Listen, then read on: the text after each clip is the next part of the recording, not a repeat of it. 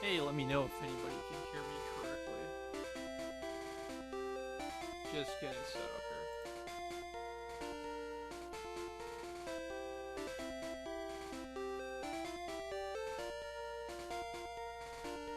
Oh, hey, there's Nick. Hey, Nick, how's it going?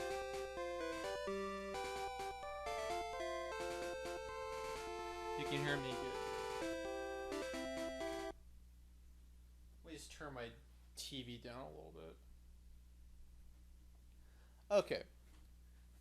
So, I'm messing around in Gameshark here a little bit, honestly. Then we'll move on to Pokemon Pinball, and then the main event, Pokemon Gold and Silver. Nick is not entirely familiar with Pokemon, but I can assure you this is not how the games are meant to be played. I'm just kind of testing out the limits of cheat here. I've been doing this for about the past hour, and I'm trying to test the limit. It's very nutty. I believe the stream started with the game crashing. I'm trying to see how far I can get without getting any badges or battling anybody.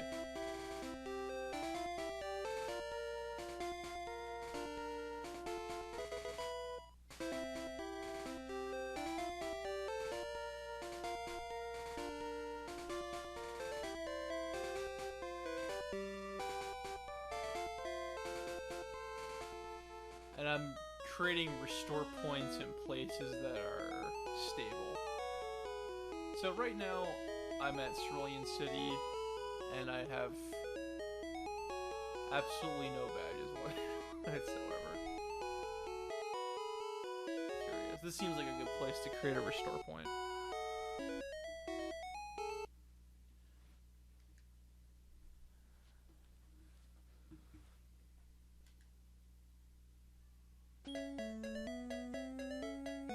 That was not what I intended to do.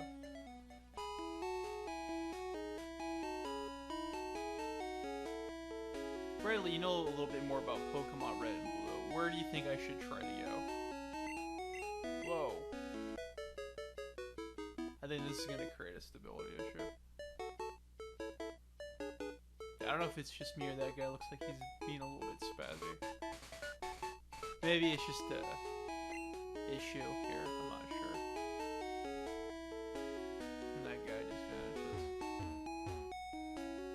No, it looks like the walking through walls even itself out.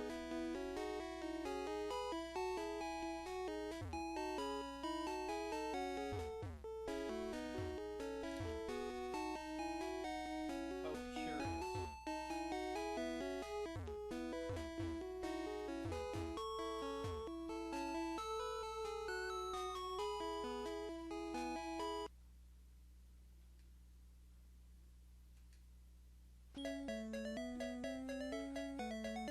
How very curious. I think what I want to see if I can do, I want to see if I can walk to Saffron City. That would be very interesting to me. Get to the central location. First go to the hidden part of the museum. Okay, alright. Bradley, I'm not sure how much you were paying attention to my test stream. Or if you had any strong opinions on that. Just cruising through here, what the hell.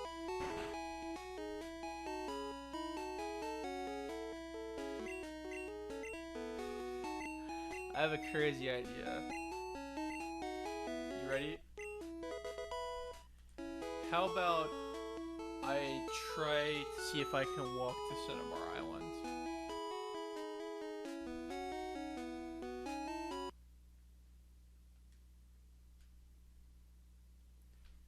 Because on Cinnabar, you can restore the Aerodactyl.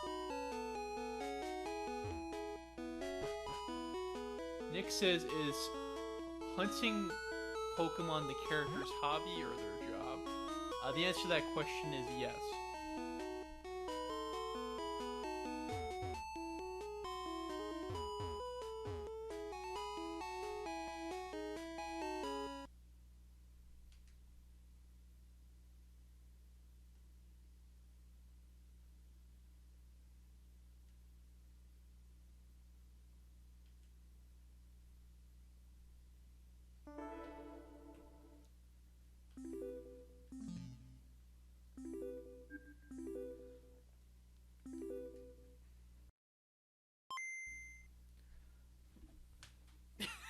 I'm not sure how else to answer that. It's just, it's basically both.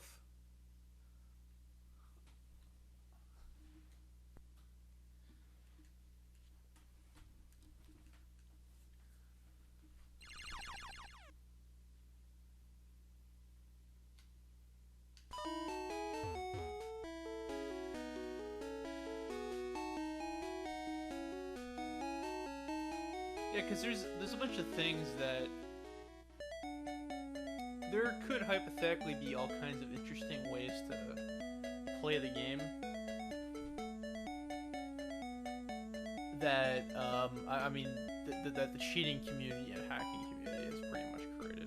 But right here you can see some little tricks the game designers use, because normally when you play the game you go through this checkpoint and then you're in the next dungeon, which is the Viridian Forest, and the forest is represented by all these trees here. But what's happening is the game is warping you to the data for the checkpoint, and then the game warps you to the data for Viridian Forest. And when you get out, you go on to the other side of the checkpoint, and then back on the overworld map. So this is to create the illusion that you got out on the other side here. If you can see it on the other side here, you can see how all the sprites line up. If you can see how that tree lines up with the other one.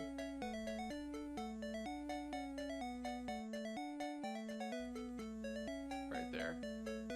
And there's data programmed for this grass, but by normal means you're not supposed to walk through it.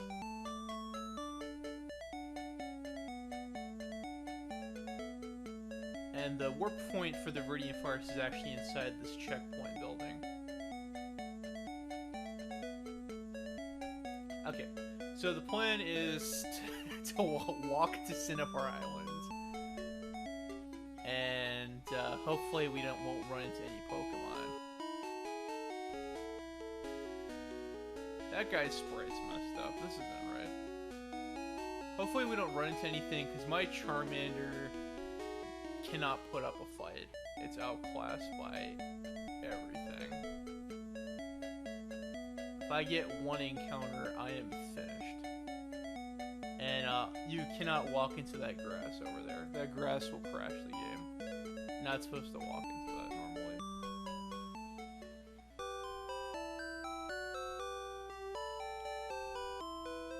Yeah, that guy looks silly too. He's not supposed to look like that. Hopefully there's no... I'm not sure if that this counts as surfing, walking like this. If I run into a Pokemon, I am screwed if I do that. I think I'll create a restore. Snapshot, take a snapshot. This kind of reminds me, if anybody's played Final Fantasy 1 or 2, the Peninsula of Power. Because right here, this is the first town in the game, Pallet Town.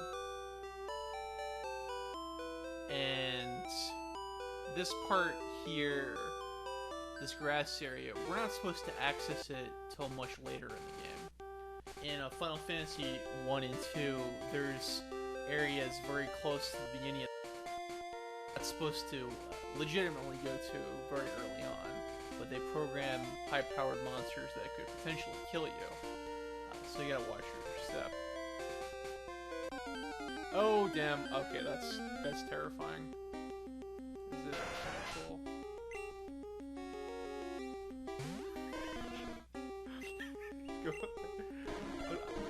Let's see if Charmander can take it.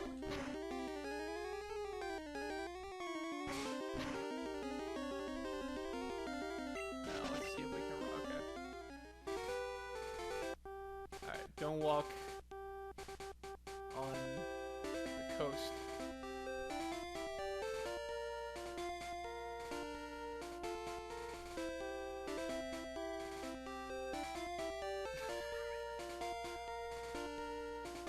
When I was younger, I used to think that these parts blocking the area here was... I thought they were coins from Mario, but later games when they have technology, I think they're supposed to be rocks. It looks like I'm missing something in the chat. Nick says that Game Boy Ding brings back memories. It certainly does. I much prefer playing Game Boy games like this, though. Having the backlight on Game Boy Advance is good, but doing it on the actual Game Boy or Game Boy Color, it just really is a pain in the ass at my age anyway. I can't do it for a while. Let's create another restore point here. Snapshot, take snapshot. Okay. Because if I might be in trouble if I have another encounter here. This game can't save anymore. That was the wrong building. That was very scary too. Went into Cinnabar Mansion when I was trying to go into the laboratory. That was very scary if I got an encounter there. That would have been the end of this little experiment.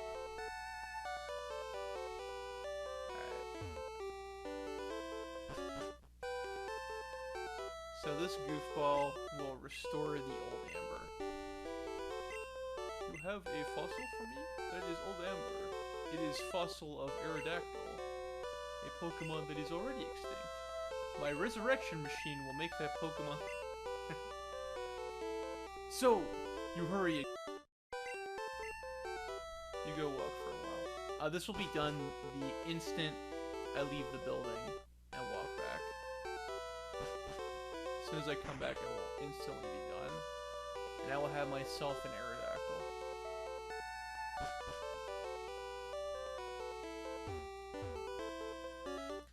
Where were you? No matter what is the length of time. That's Dr. Goofball to you. I'm battling, but if somebody wants to nickname the Aerodactyl, go ahead. Yeah, I also got a memory card for Game Boy games to have backup things with flash RAM. Because it's just a little bit of a pain in the ass how these Game Boy games don't last forever like they're supposed to. What should we call the Aerodactyl?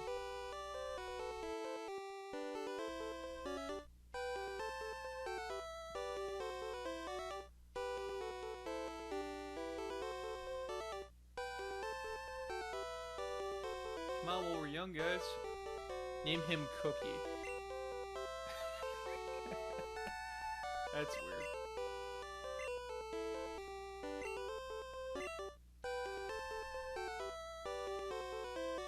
But yeah, Nick, what I'm doing now, this is really not supposed to be how the game is.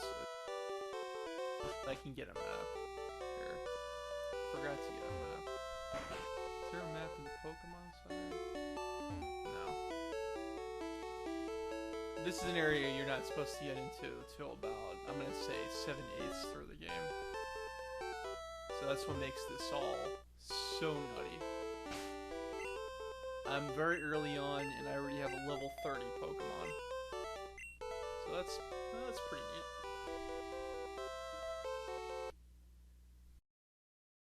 Let's create another restore point here. Alright, so Bradley, do you want me to walk to Saffron, where I was earlier, up to the north? Or do you want me to walk in the sea here? I'm still a little bit nervous about encounters because I have the weakness. But Aerodactyl is moderately powerful. It might stand a chance, who knows? I'll make its HP go up.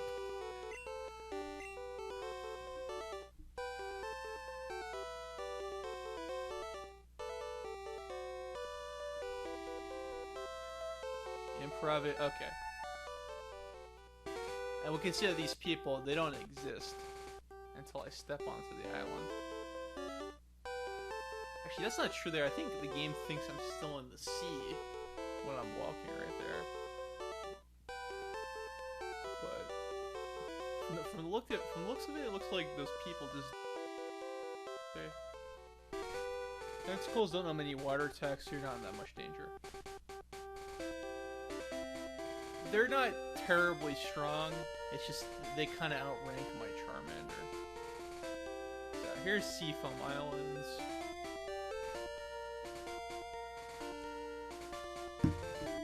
And I think if I walk one step north, I'm pretty sure the game will crash. Based on what's going on here. I'll create a... Whoa, okay. I was afraid the screen was going to warp. Let's create a restore point here.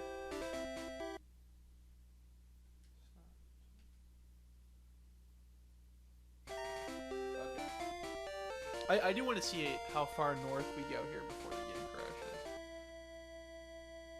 Okay, 2 steps. That was... that was...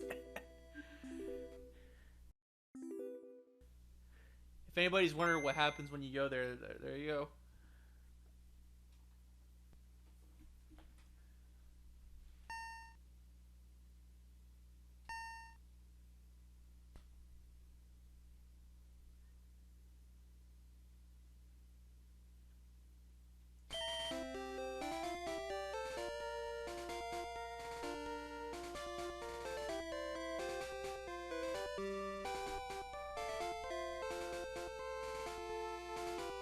I was just kind of surprised I ran into a Pokemon on the water for whatever reason, and I don't know why. My gut was telling me that trainer didn't need something right. My gut was telling me that for some reason you can't run into Pokemon unless you have the Surf Spray. I don't know why I thought that. That guy looks funny. I didn't want to battle anybody, but let's see how well my cookie handles.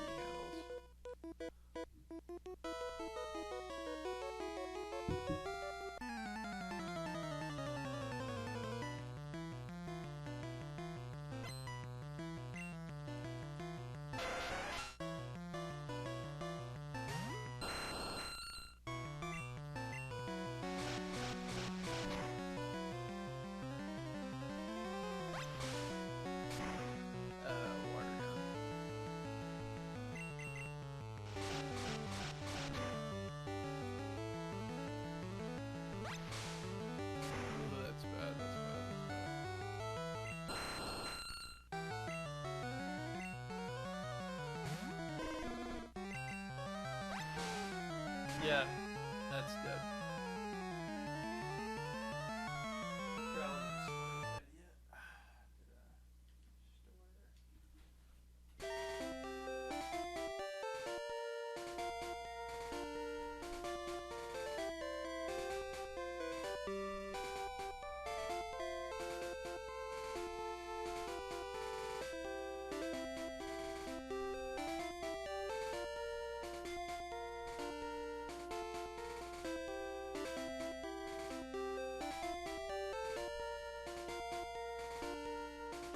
I'm assuming the trainer sprites spawning all funny is a result of data corruption.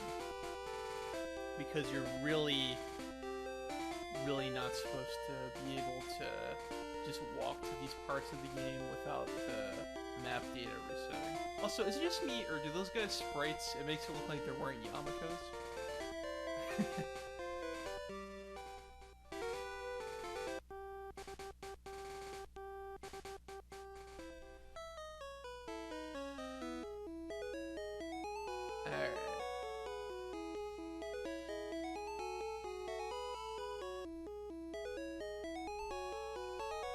Go talk to this guy. Doesn't have a whole lot.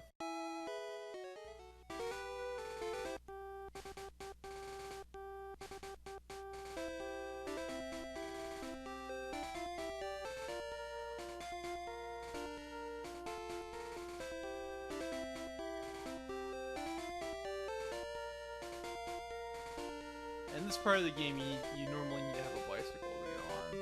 The funny thing is, you can glitch a bicycle appearing. You're also not supposed to surf here. So I'm assuming you can't walk too far in the water. But why would you want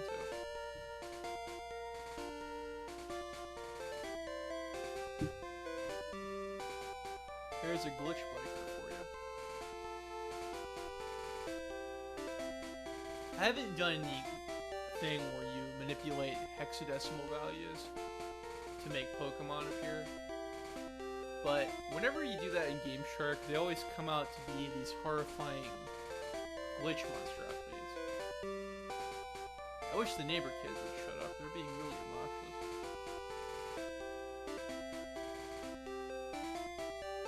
Being very loud and obnoxious. And this very nice lady will teach my Aerodactyl fly. Oh, you found my secret, don't tell anyone I'm here. So I get fly, but I can't actually use it, because I have to beat Lieutenant Surge in order to do that.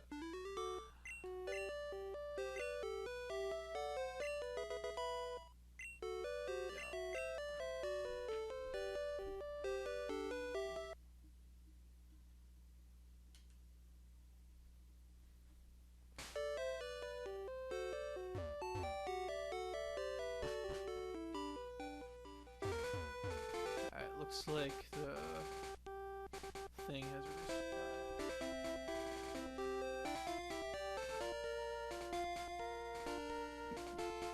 these checkpoints, normally you're supposed to be in there. These parts here are actually warp points.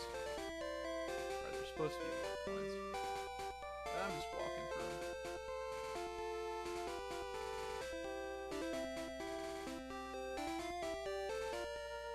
Say hi to Snorlax. Sleeping Pokemon blocks the way.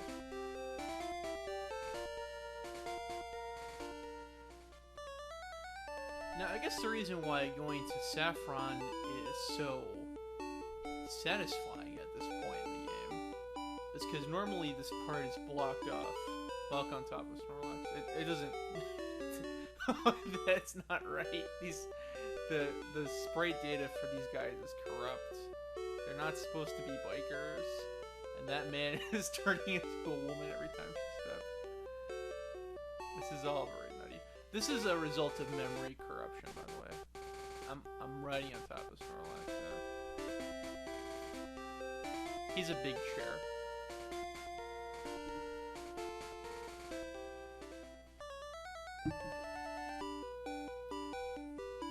Yeah, I don't think that guy's supposed to be a cycler. If I'm not mistaken. And I'm pretty sure this guy is supposed to be an old man normally.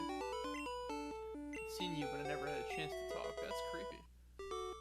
I typed that before you did that, so no need to.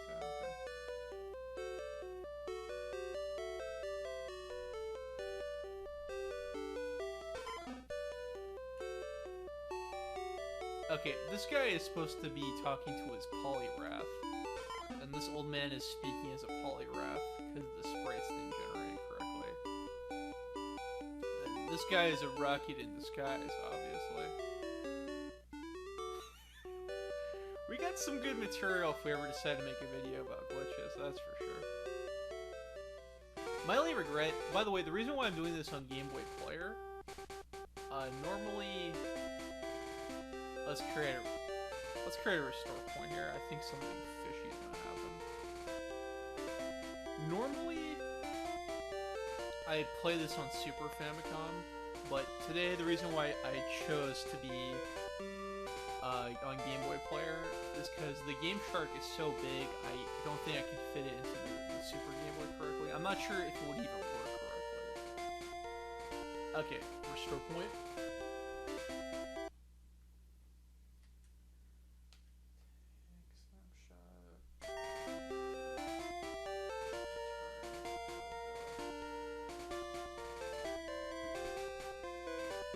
The ball guy seems to be suffering from the hypno disease from that one anime episode. And oh, okay, no problem. I could stroll in the Saffron City just fine.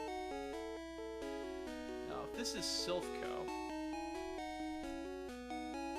I guess I'm just gonna stroll into Silphco. Okay.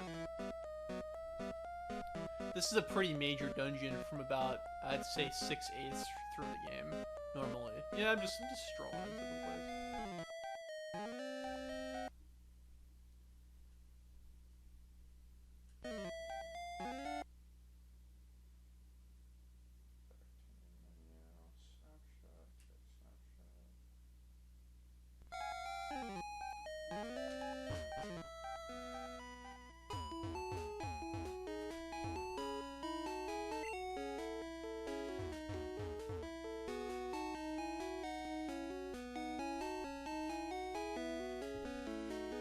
Welcome, rebellious youth. Yeah, my ex-girlfriend did that once. No joke. And yeah, if you go to the black part out of bound, the game crashes. You're really not supposed to do that. Obviously. I just think that seems like the appropriate way to end our Pokemon journey, just going into nothingness. Unless you want me to try something else out before I go to Pokemon Pinball. I'm only going to do Pokemon Pinball briefly. I'll probably do Gold for about 90 minutes.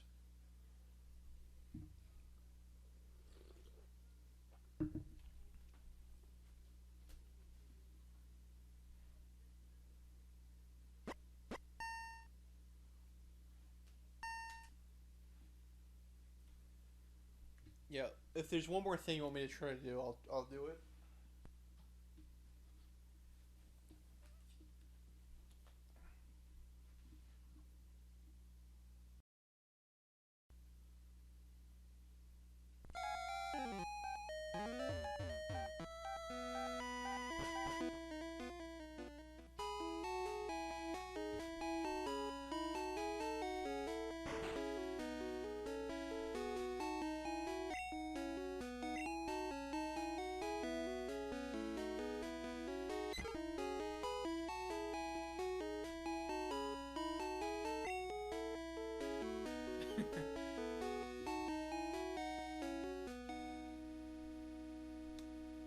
Yeah, that's what can suck about the walking through walls. You try to do something simple like access the warp point,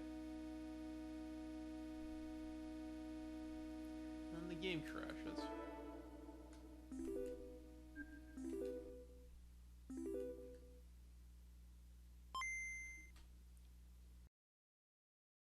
But what are there regular animals in the Pokemon world? Are there actual rats alongside Rattatas? It's a very curious question.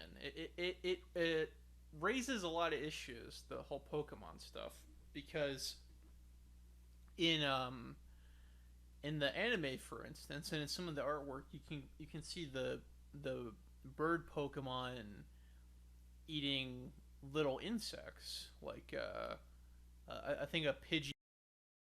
It's a worm or something. But that begs the question: what is a worm in relation to Pokemon? Because you have insect Pokemon like Caterpie. I just don't know. It's all very weird. There's fish Pokemon, but then there actually seem to be fish. And then the more the games go on, the more they try to fill in the species blanks with new types of species. So it's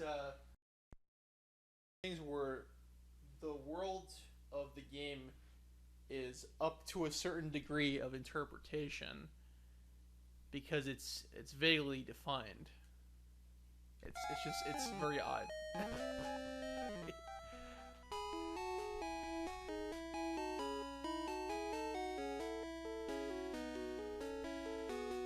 Like if, for instance, there's a Pokemon who's a grizzly bear called Ursaring, and it's described as a bear Pokemon, but it makes you wonder, is there anything to compare Ursaring to? Or are all bears Teddiursa, the previous form, and Ursaring?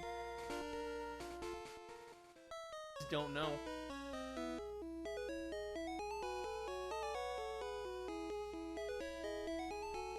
Yeah, Bradley, you want me to try to do one more thing?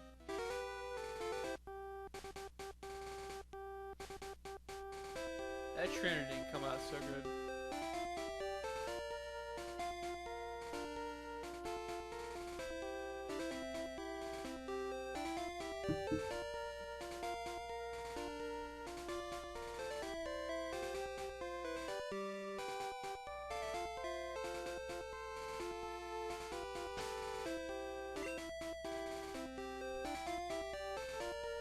I don't even have a Pokedex yet.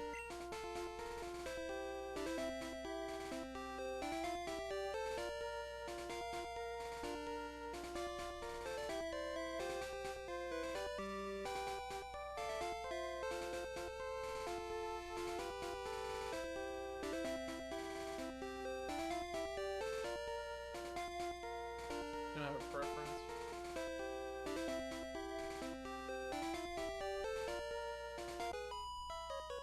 Oh. That girl came out funny. Get a random badge? The thing is, I don't know if my team is good enough to compete against anything. I think I'll just create one more restore point after I beat this trainer. It missed. Damn it. That's not good. This was back when Pikachu was chubby.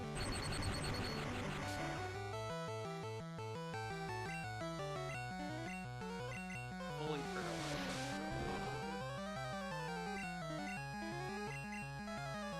Yeah, the issue is I don't think I have type advantage on my side. Of course it's full of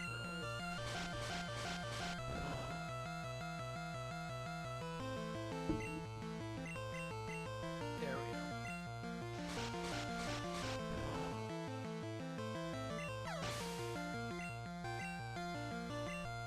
Because Aerodactyl is so fast, it has a very high chance of landing a critical hit.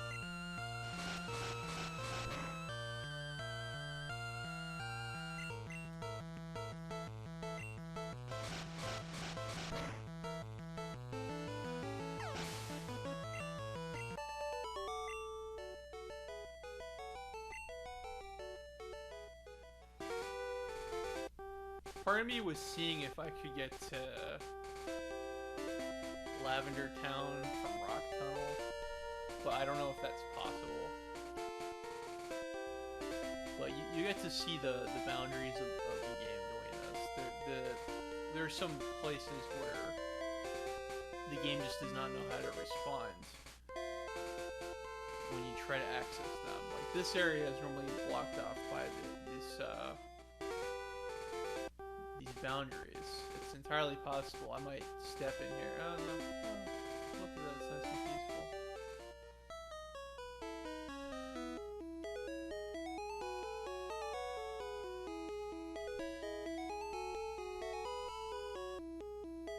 Okay, I think I know what the last thing I'm gonna do is. I'll go and I'll probably get a Jolteon. And that'll be it.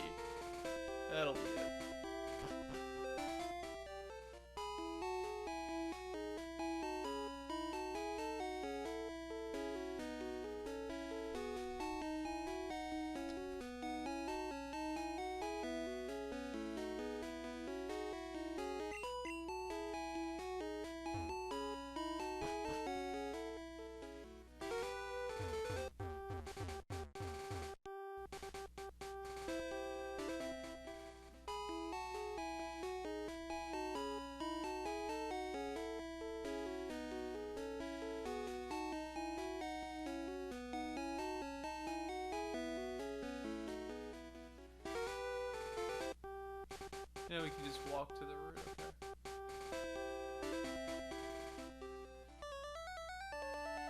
Those people look silly.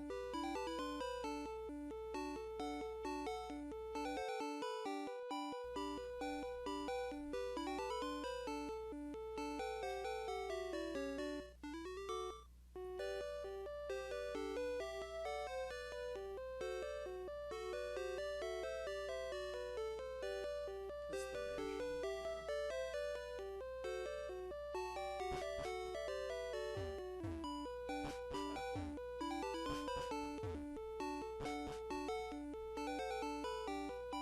And then just for some reason, Evie's here. We never really get an explanation.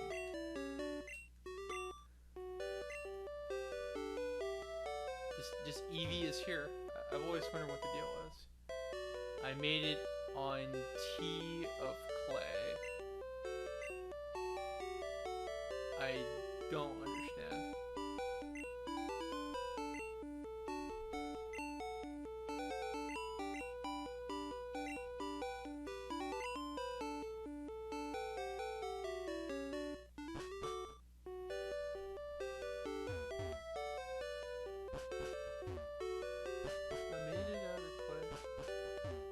Why are we singing the dreidel song?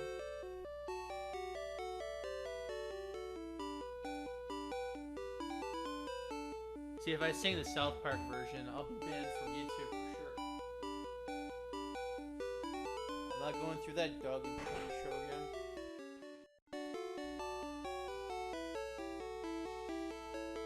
Just get a little intimate.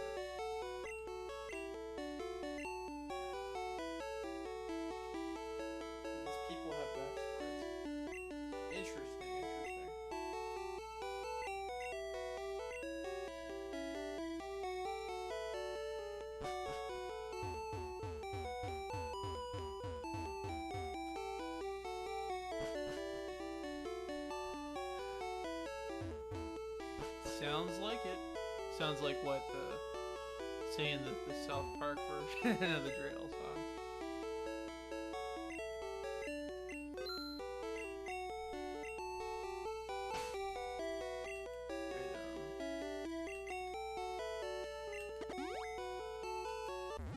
Evie is evolving.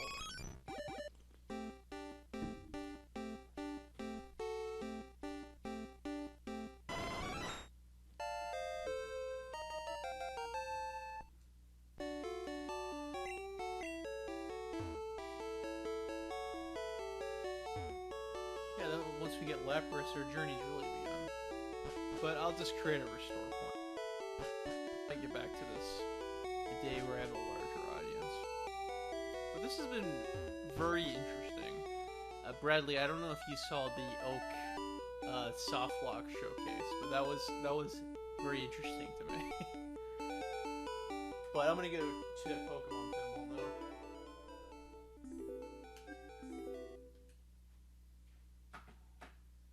And that's to say the Game Boy Advance one.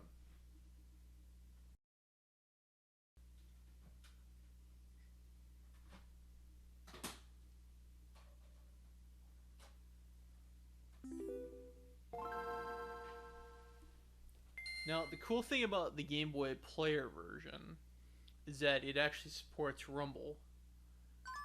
I guess it's a tribute to the Pokemon pinball game on Game Boy Color. Had Rumble on battery. Had a little Rumble battery pack. Here, the way to get it is to... The only way you can do it is by playing it on Game Boy Player, so... Kids, this is why you hold on to your old toys. It's pretty obscene. This is the only really decent way to record Game Boy Advance stuff. Without having to resort to emulators, but yeah, so excuse me, I say this because I had the Master Ball here. This is a file I was recording footage from earlier.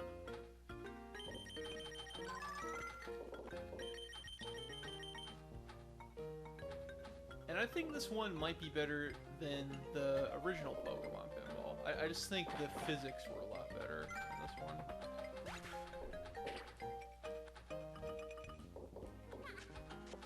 no, no, no, no, no, no, no, no. Oh. I think that was game over. Okay. Alright, high score.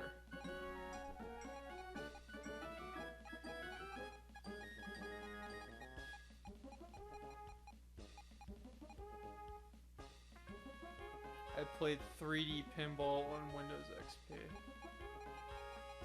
Yeah, how was that?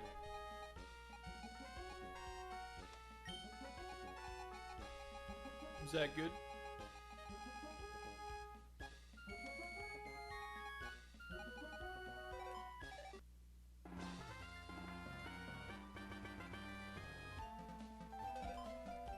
Alright, your Sapphire.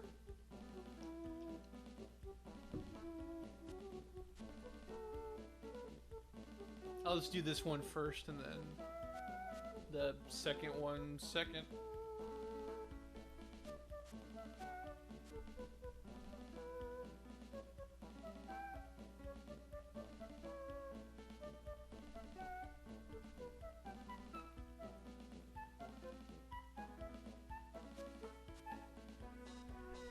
So what do you now?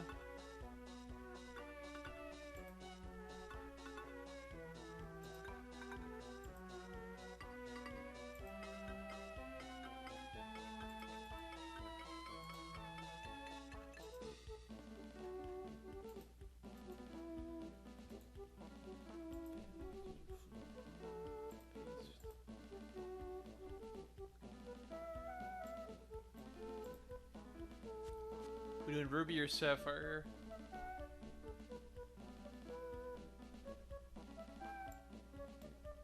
I guess I'll go with Ruby. Ball speed. Normal. I don't know why I'd want to make it intentionally slow.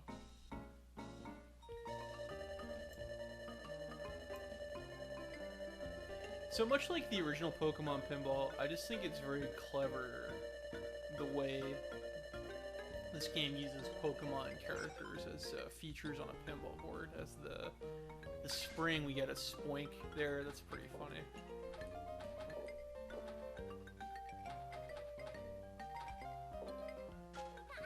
And that, oh, that sucks.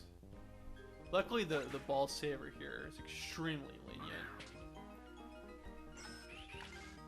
This would not have gone over so well.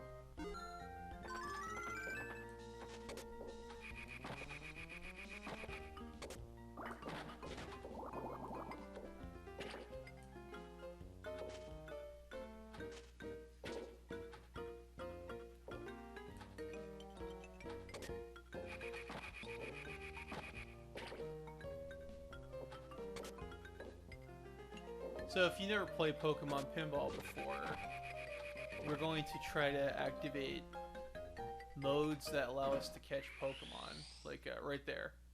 Yeah, the whole thing is not just playing on the same board the whole time. Once you catch enough, you can move to other places and catch other Pokemon there and activate bonus stages as well. So we revealed the coughing. Time to catch it. 3D Pinball was the ultimate Windows game.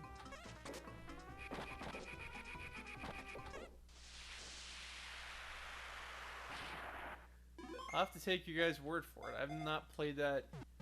Probably, jeez. I mean, I guess 2001, if that was XP.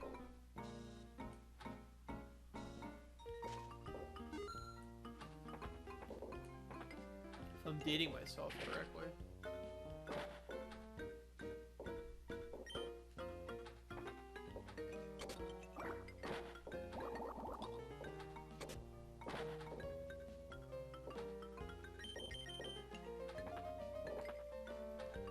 So a way this game expands upon the original is that you have coins here that you can use to buy items such as a ball saver or initiate catch-em mode or something along those lines.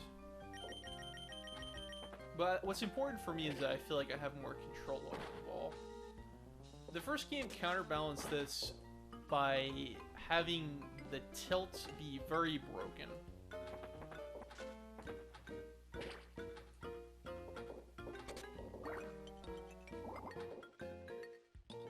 The ball physics were not 100% there.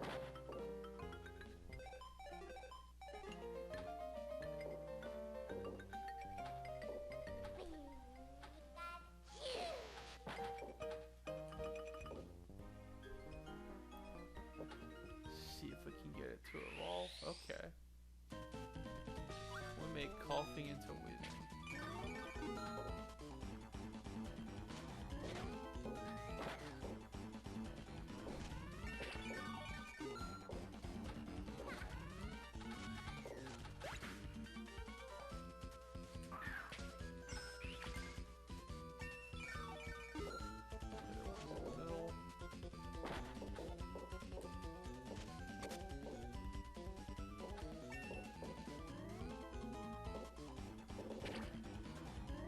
Get into the cave, and we got ourselves a Weezing.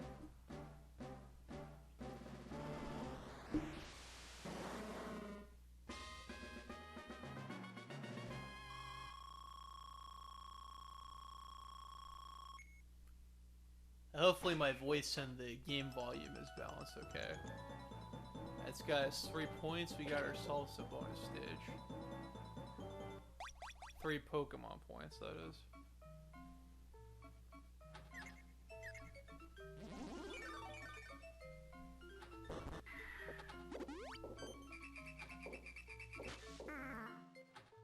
Question about the Pokemon in relation to the real world. I'm curious what you would think about this, because we love to overanalyze media. Nick was not into Pokemon in the same way that we were, so I think it's a decent, valid question. Something I would think about sometimes. I don't think the game makers are ever going to answer that for us.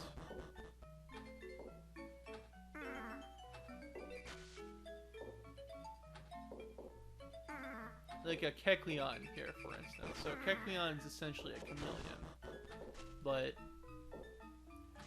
do chameleons exist in the Pokemon world? Or are there only Kecleon? That is the question.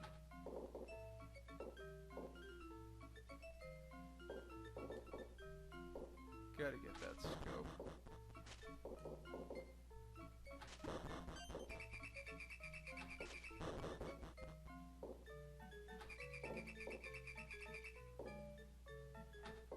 So I'm curious what you think of this one, Bradley, because I know the original Pokemon Pinball was one of your favorite games. I don't feel people talk about this one as much, and I just frankly preferred it.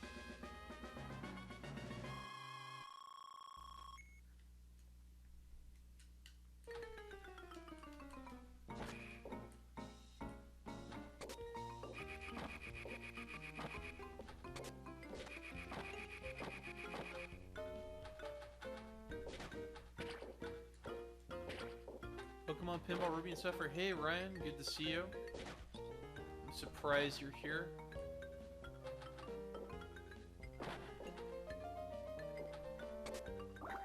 Thought you'd be streaming or something.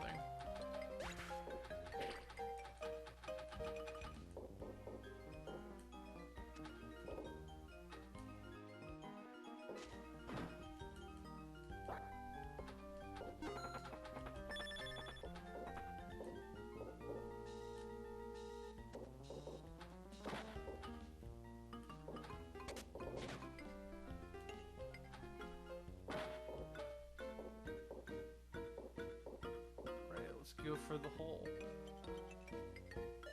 There we go.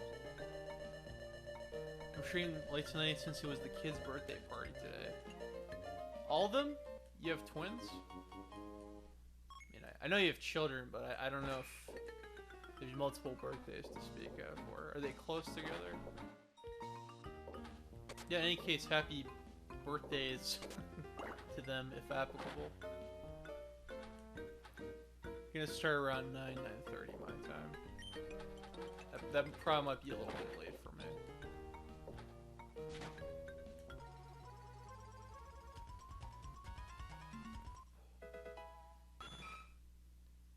Got ourselves a horsey. Bradley's responding. Let's see. I never played this one that much. I don't have much to say outside of the fact that I'm happy they tried to make more. Yeah, but unfortunately they have and I find that kind of a shame. Like, if they made this on DS or 3DS, I would have been all over that.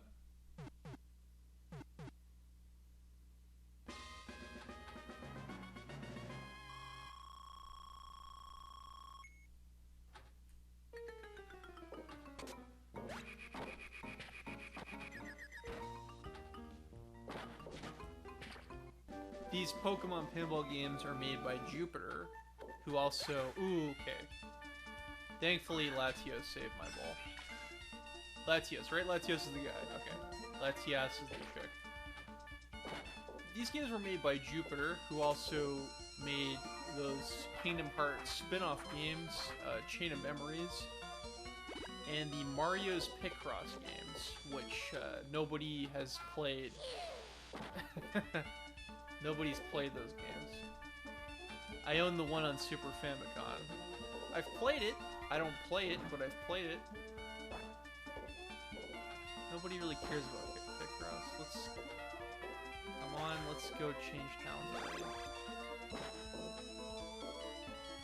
Oh, by the way, I can't stand this song.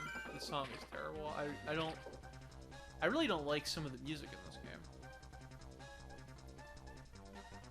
You wish they used more original music, Bradley? Travel? Let's travel. This is a cute little animation here.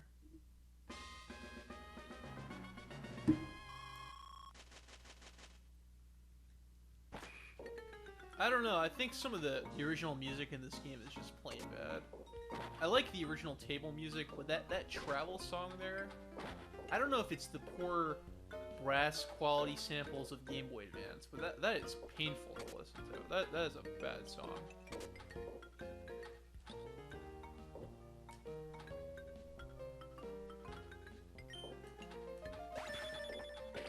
Let's see here.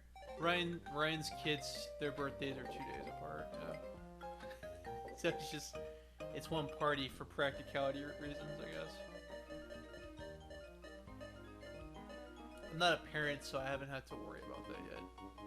10 coins, very good. Very good. There's the Nuzlocke challenge.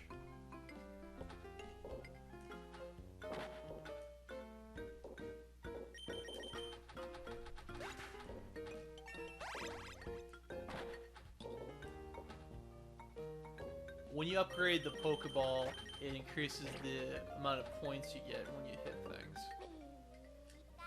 So upgrading the Pokeball is good.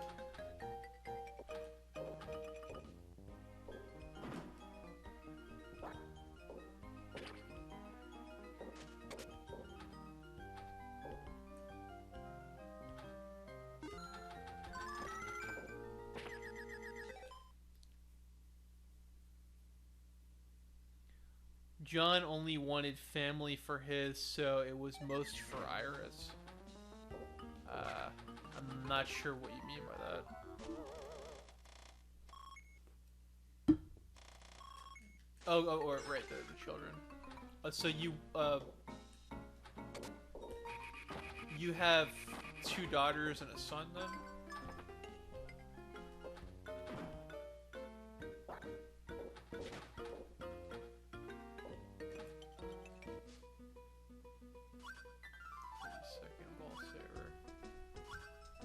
Should we do with the coins? Timer bonus. Let's save them. Let's see if I can get to this. Yeah, Wish Cache. The catfish is called Wish Cache. The Wish Cache bonus stage. Okay. Yeah, because I remember you were playing. I think her name is Alexa, if I'm not mistaken. Alexa. I'm very bad with names in general, so if I'm wrong, please correct me. No. Alexa said, I have to have a few letters right. I seem to remember you playing Duck Hunt with her a while back.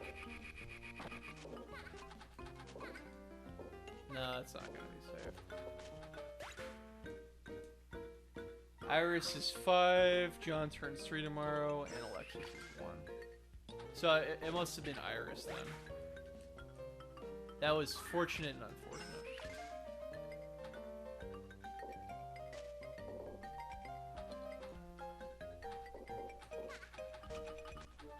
Ah, yeah.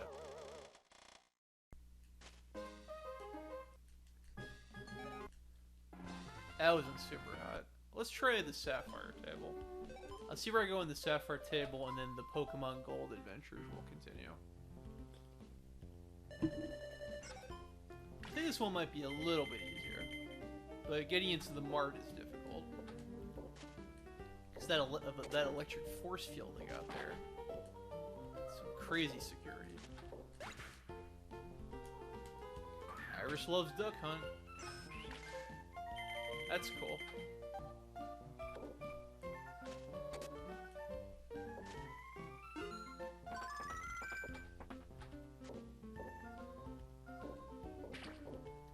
Yeah, I mean, maybe it's just the way I was brought up playing certain games, but I think kids should play Duck Hunt and Super Mario Brothers at a very early age. That'll give them some serious perspective on gaming. A lot of people I know, those are some of the earliest games they played. And the good thing is that they're common, so there's not much of an excuse not to, really. Unless you don't have one. I'm one to talk, I don't have an NES. But I have played that wonderful Super Mario Brothers and Duck Hunt cartridge. It's a very good one, so.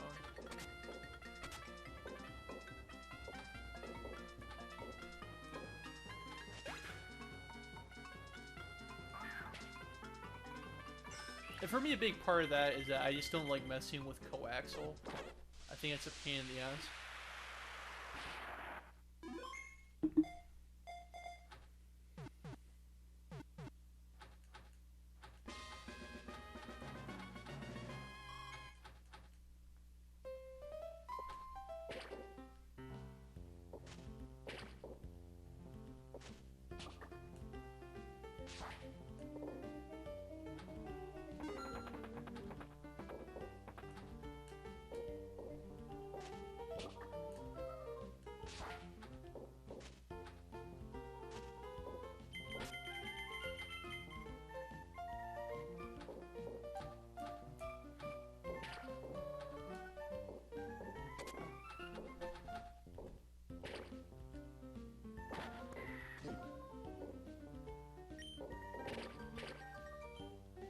Yeah, this game, I actually didn't get it in the launch year. I got it when Best Buy was getting rid of their Game Boy Advance games. This is probably 2007, I think. So I got that for $10 off. That was pretty nice. It was something I had wanted a few years before.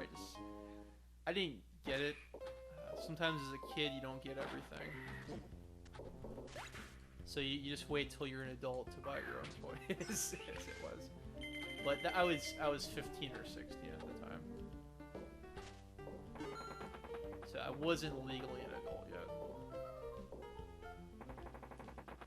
Ryan says, sounds right. Gotta clarify what that sounds right is for.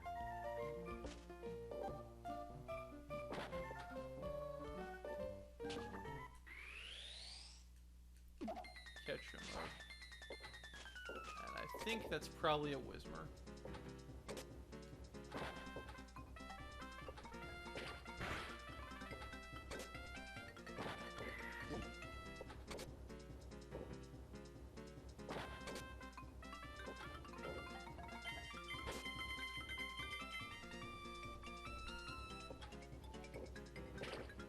No, it's not. It's a Makuhita. Is it Makuhita or Makuhita? I'm not sure.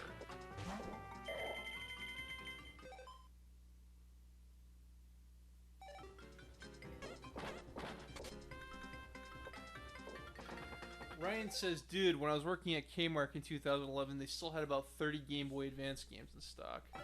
Too bad none of them were good. Side frowny face. You know, as I get older, I think I have a more of an appreciation for bad games. And that might sound absurd, but like one of the people who watches us donated us a Fantastic Four Rise of the Silver Surfer game. And it's kind of bad, but in some weird way, I appreciate the fact that he sent it to me. I'm weird like that. These days, I only get really annoyed if it's something like a Xbox One game that takes up way too much storage space. I don't have the patience for that. I don't have the patience, time, or space for that. When they were dumping Game Boy Advance games in my area, I mean, they did it pretty quickly. They were really trying to push that 3DS. The big overstock titles were this, Mega Man 04,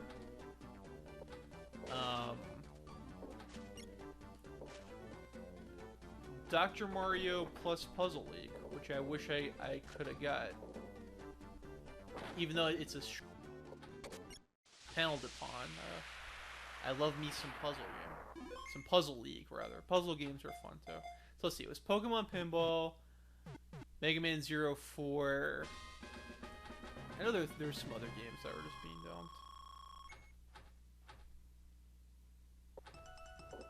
dumped. Gunstar Superheroes. That was one. Alright, Dust Skull bonus stage. That's why I was trying to record this. That's cool.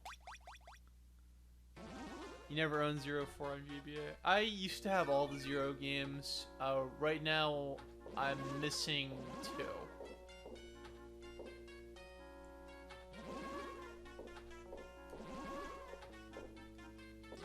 I used to have 1, 2, 3, and 4 when I was younger. I gave 1 and 2 away, and I'm really not sure what happened to my original copy of 3, but I never lost 04 or anything. Somebody gave 0, because the idea was that we were going to do a review on that, and then those plans fell through, but I still kept the game. Maybe I can get around to that someday.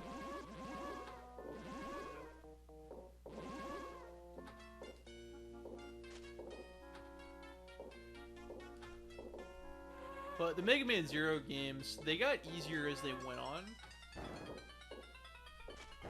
01 is one of the toughest games I've ever played in my life. Damn. The game really is something else.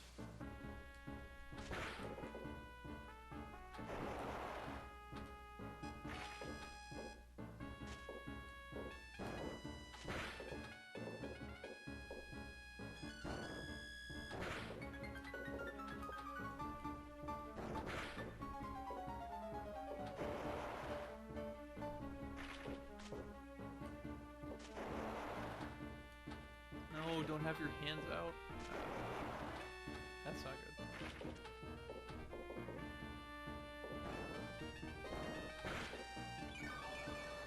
And Dusclops is vanquished. Very good, excellent, yeah.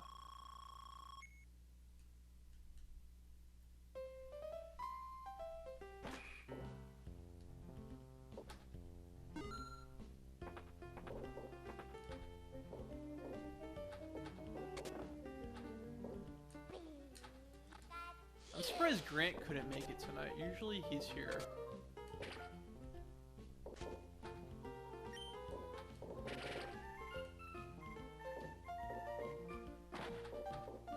Him and Bradley are probably our most consistent regulars. I normally try to do this when you guys can watch us. That's not good.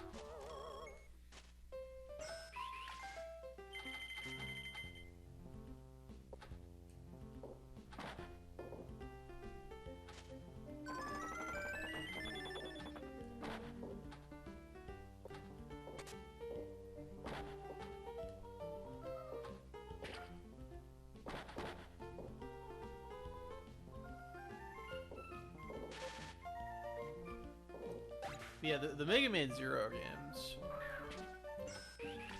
they're very tough. 4 is pretty, it's somewhat easy. I won't say it's pretty easy. The easy mode in 4 is ridiculously easy, but the harder difficulties are something else.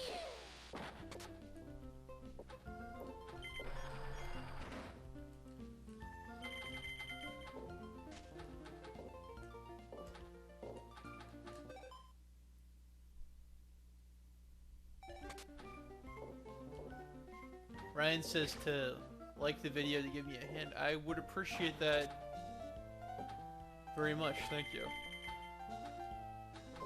I agree with Ryan. Listen to Ryan.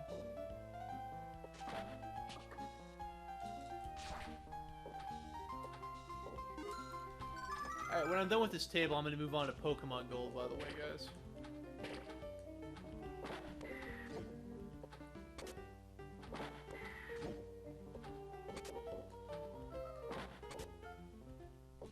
Thank you for being patient if that's what you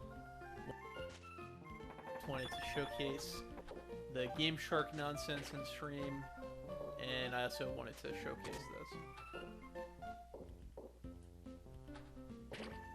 It's a little hint for a future collaboration. Hint, hint.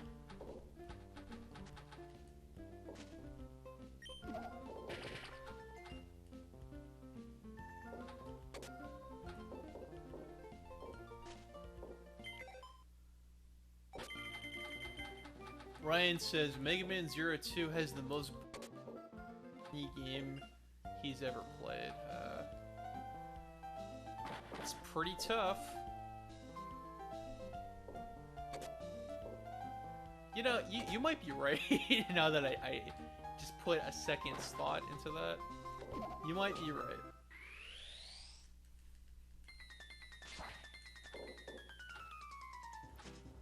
The intro stage to Mega Man Zero 1 is pretty tough, but it's not impossible. The one for took me a few tries first time around, now that I think of it. Zero 2.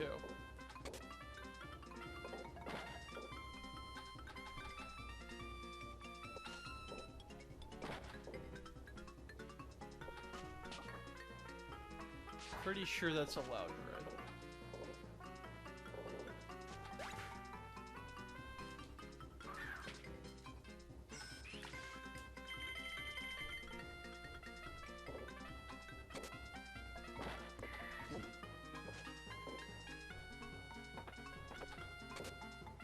Come on, gotta hit the mushrooms.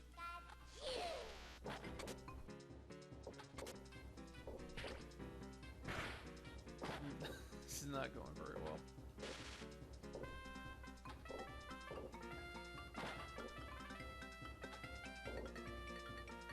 In order to make Loudred appear, I gotta hit the skirmishes, and I'm running out of time here. Okay, let's see if I can tilt the table. No, it's not cooperating.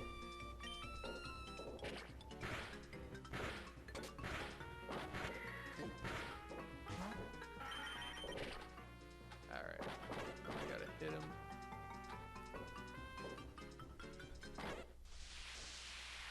There we go. Ryan says you're finally conceptualizing the idea for the team you wanted to build that we briefly discussed before.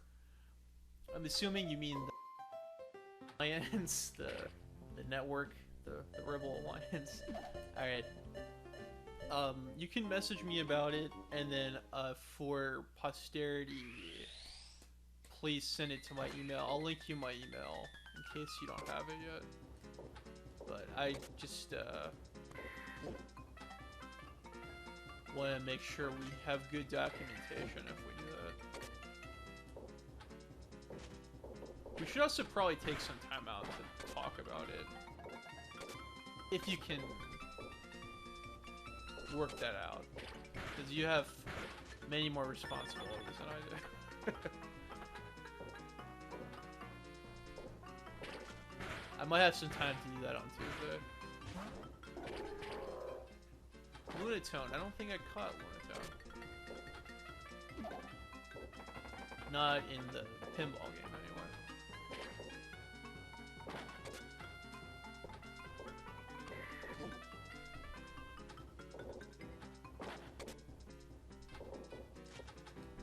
just let it fall. Sometimes it's just good to let it fall. Ball saver.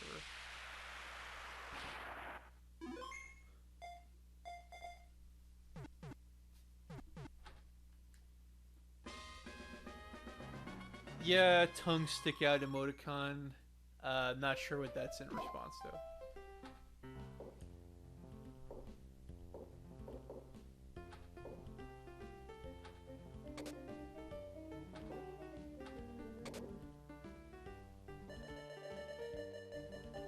Let's see what bonus I get.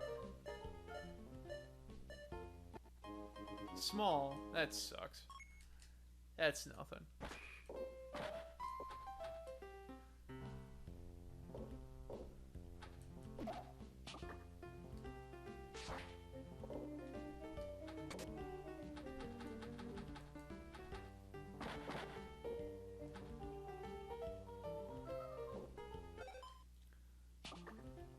The Lunar Rock. You mean Soul Rock and Lunatone?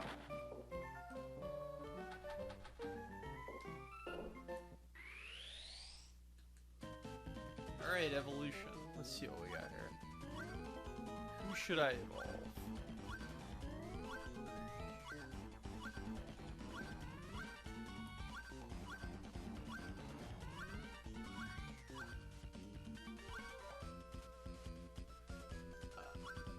Guys, who do you want me to evolve? Grimer, Makuhita, Oddish, or Loudred?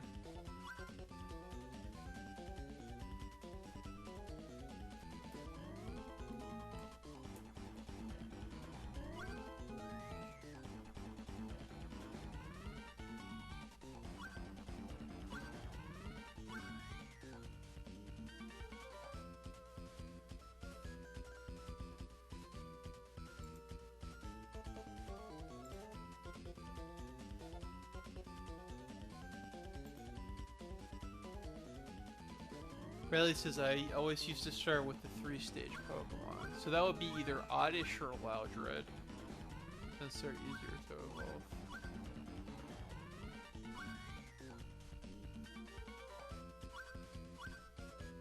Yeah, I think I'll go with Loudred, because that'll get us... which has one of the most obnoxious Pokemon names out there. And its design is just funny. It's crazy. It's like a screaming stereo. How else do you explain it? Come on. That's... Okay,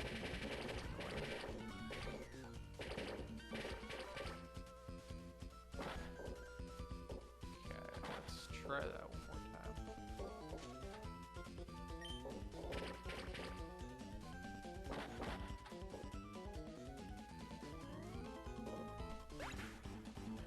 Loudred's already on his second stage. Oh, I thought you meant in a general sense, the 3-stage families. I didn't know that you wanted me to... Oh, well. Sorry. Hopefully I can catch the bastard. This is getting frustrating.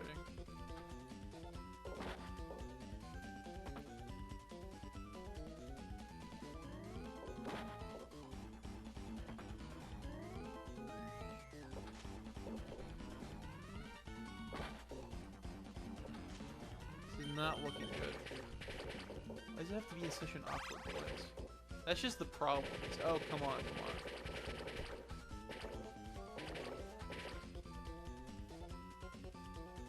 This is looking unlikely, but I'm not gonna give up yet. Okay.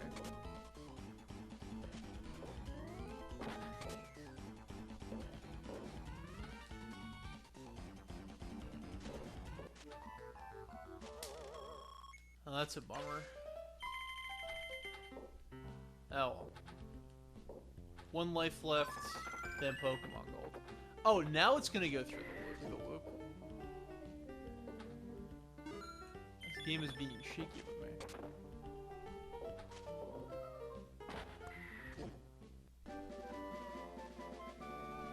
The travel music. Time to mute the TV.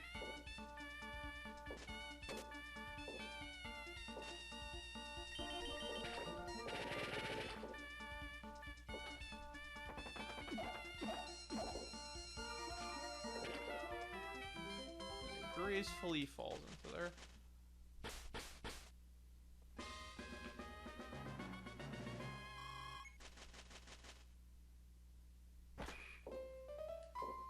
And I have no idea what area I just moved to.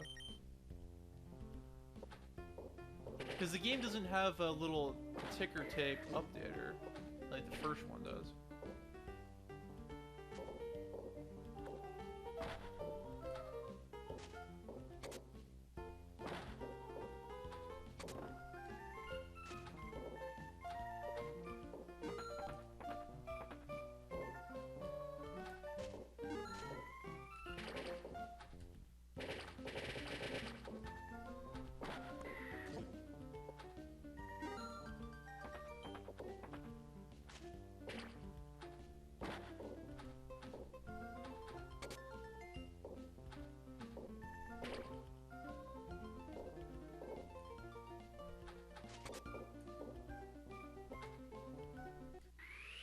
Let's try to evolve again. Alright, Bradley, I will try to evolve Oddish.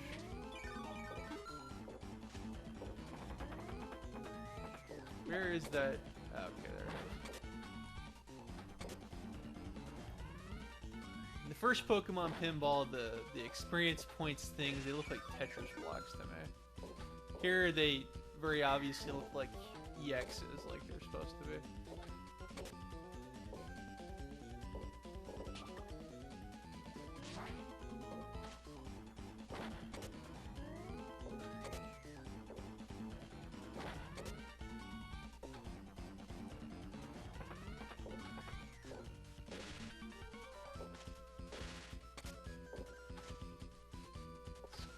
To the center. There we go.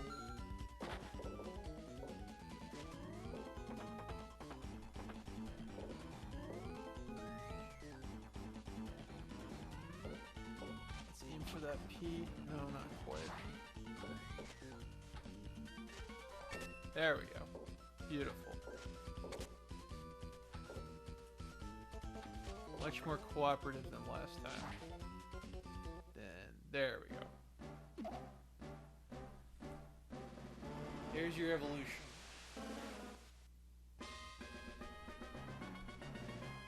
It's adorable. No, it's not. It's drooling and it's stinky. Now we get to go to Kyogre bonus stage, alright.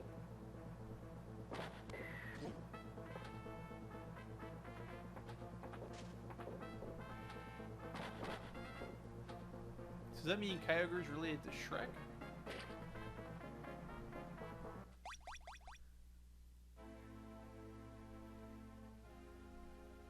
These are a little bit tricky. They really don't want to be defeated, these legendary beasts. And I'm not talking about Entei, Suicune, and Raikou. They do things like that. Not to mention the whirlpools. Those are annoying.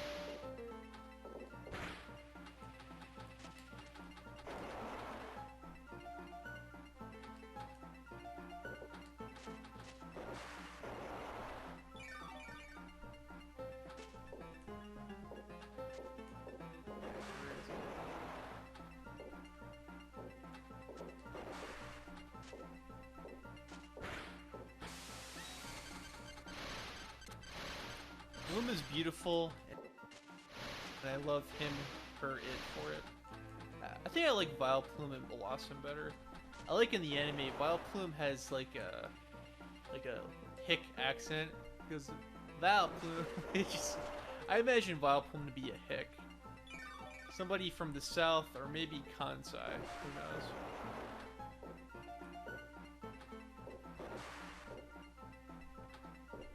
So the funny thing about the conflict between Kyogre and Groudon is that Kyogre, I mean, I like both, don't get me wrong. They're both cool, but Kyogre hilariously outclasses Groudon. I think Groudon might be the most powerful Generation 3 Pokemon, quite frankly. Relative to its generation, that is to say.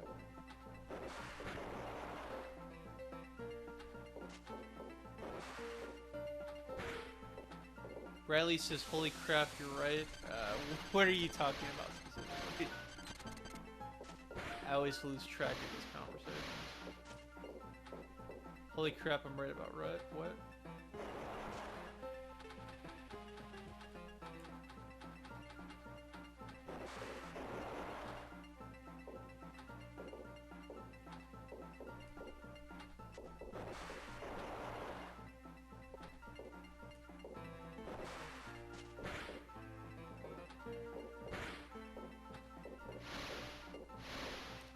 About Vile Plume's accent.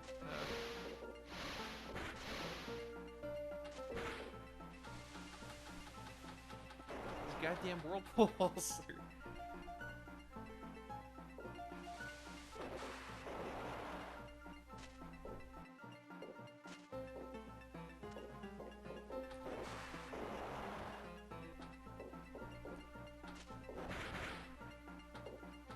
Is that it? No. I thought that was the thing. Well, that's not.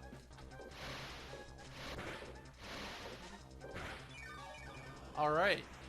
Yeah. What time was that at?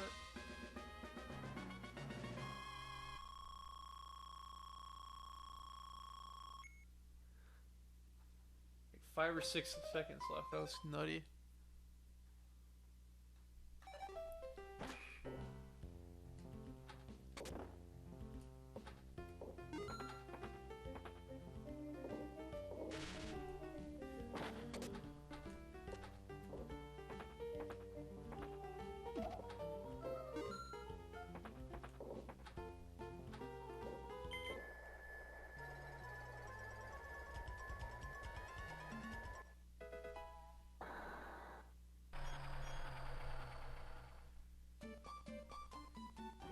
I guess or Celso Baby Sandro.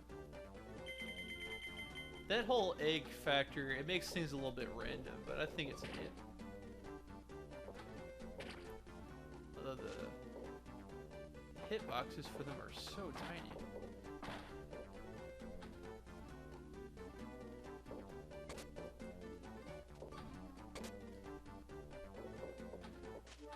And that's game over. Oh well. Okay, I'm gonna take a little break here. I'm gonna go get a drink, and then I'm gonna switch over to Pokemon Gold. If you guys can just bear with me for a 10-second wait.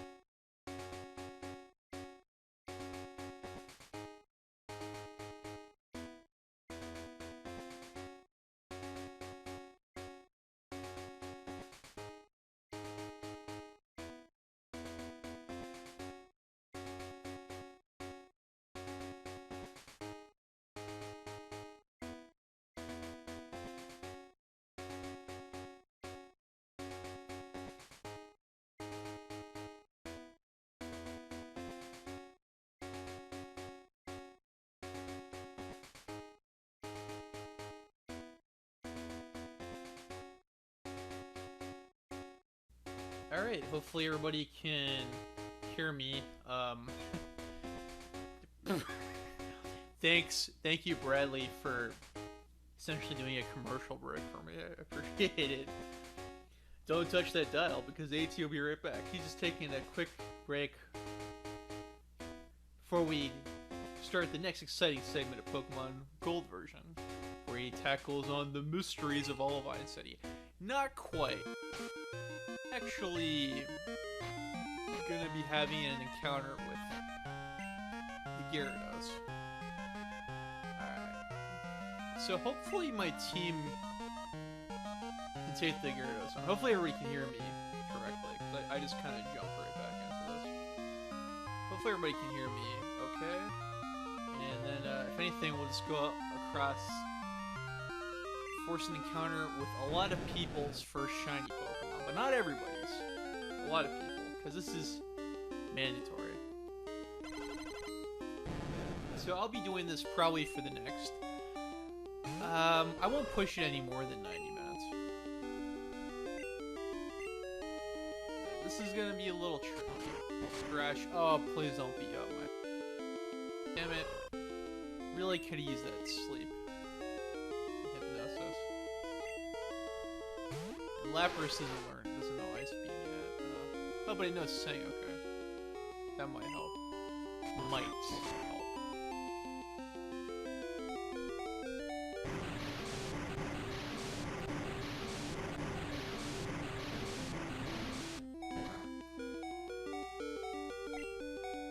Unfortunately, Sing just has really bad accuracy.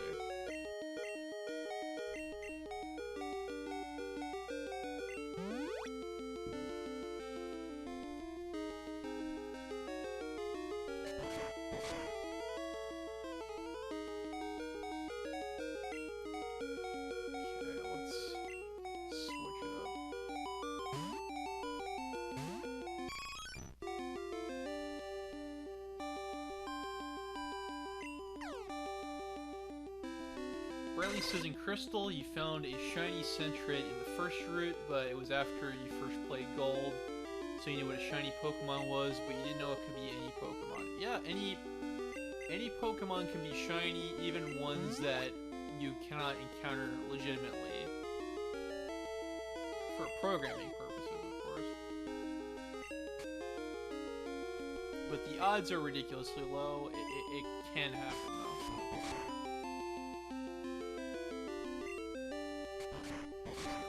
Please don't knock out my Eevee. I'm trying to make it happy. Oh, you bastard. Oh, you jerk.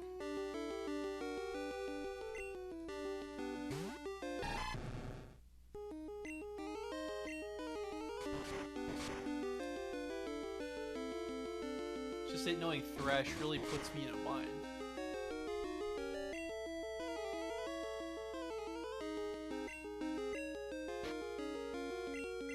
I wonder if this will make a difference. What really makes a difference is if you put it to sleep. Ah, so close. Unfortunately, in Generation 2, paralysis does not make a difference on the catch rate. Putting them to sleep is extremely vital if you're trying to catch a Pokemon with a low catch rate. Or trying to manipulate the algorithm. Sometimes after a certain point, the HP really does become negligible.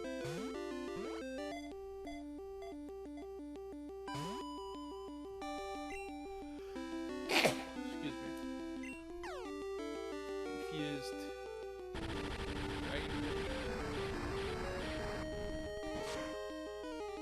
This is a beast I definitely want to catch. Just, I like Gyarados in general. And, it's not going to be one of my main fighters, but it's just nice to have it. Pokemon broke free. Use no more.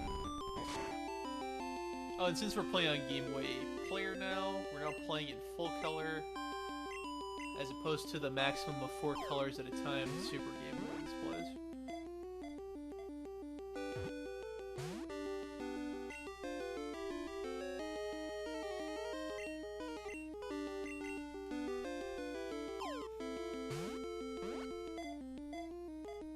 Anyway, that's cool that happened, Bradley. My brother's had better luck finding shiny Pokemon. Just the odds are something ridiculous, like 1 in 10,000, something dumb like that. Really dumb. I was trying to do Flash. Nah, I'm gonna stop reset. That's not good.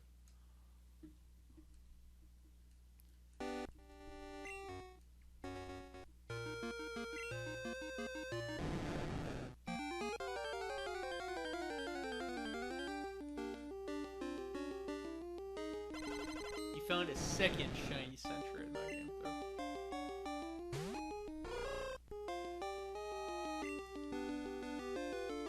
Aren't you just lucky? That's pretty cool. I've always thought Sentret was cute. Not terribly useful, but it's certainly adorable. Eventually you find a shiny Poliwag. In the same Crystal game, if you did, those are really good odds for you. In Pokemon Generation 2. In the Generation 3 games, especially Emeralds, it's largely an RNG manipulation doing it. Crystal File and Emerald had good luck with shinies. Yeah, like I said, Emerald RNG manipulation based on certain movements you take after you boot up a save file.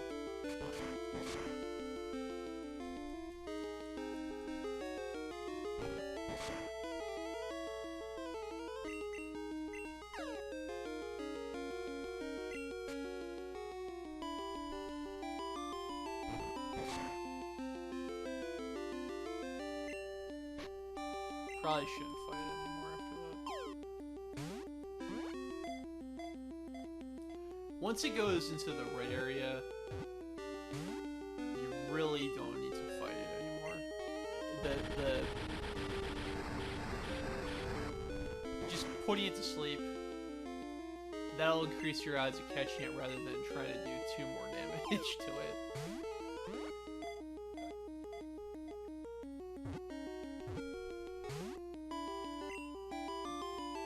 Having Ultra Balls would have helped too.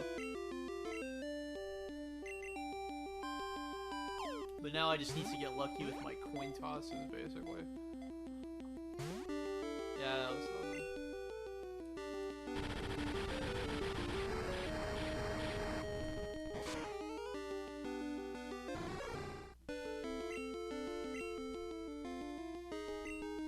This time, Shiki, don't kill it.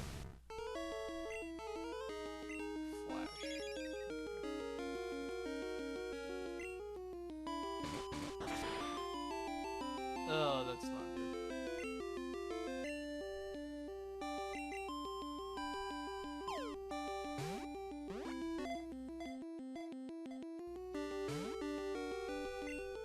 No, we're free.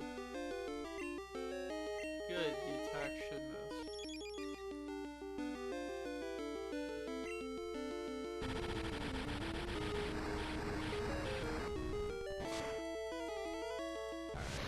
Here's hoping that Noctowl can put up a fight.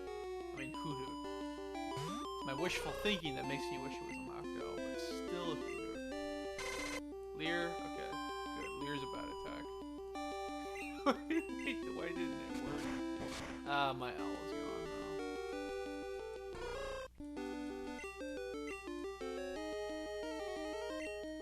Nah, it was close.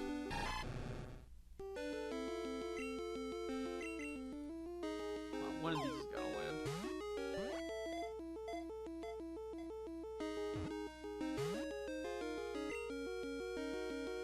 It really did appear to be caught, didn't it?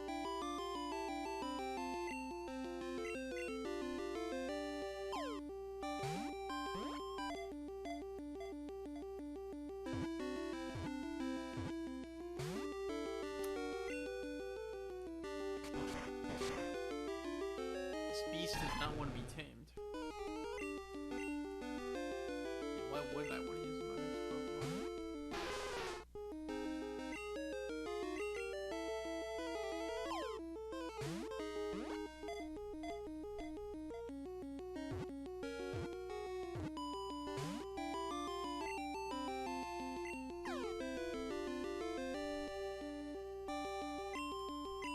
Good. Good it missed. That should not be landing.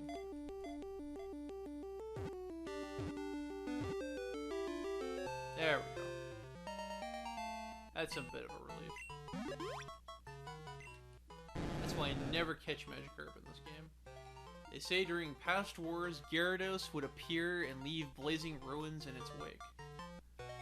I believe it. Alright. What do you guys want the Gyarados to be called?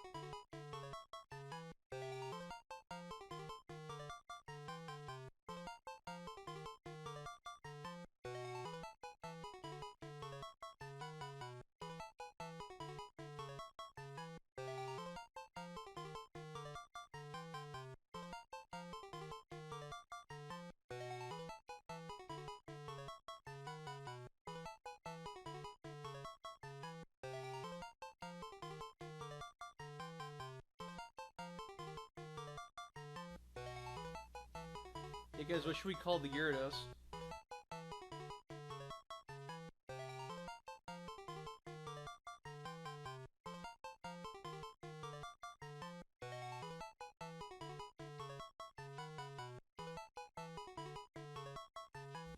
Victor. Why is it being called Victor? We're just gonna give it an Eastern European backstory. Oh man. That sounds like a joke my brother would make.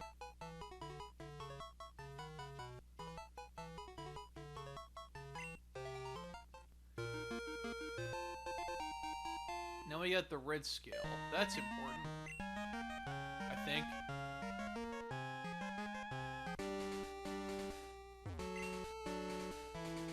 Now we, for Pokemon Generation 1 players, so we get a little bit of plot intrigue. We get the return of Lance, the Dragon Trainer, from the very end of the first game. Before Gary, he was the best Pokemon trainer. Well, he was, and then Gary dethroned him, and then we dethroned Gary. So Lance is the champion once again.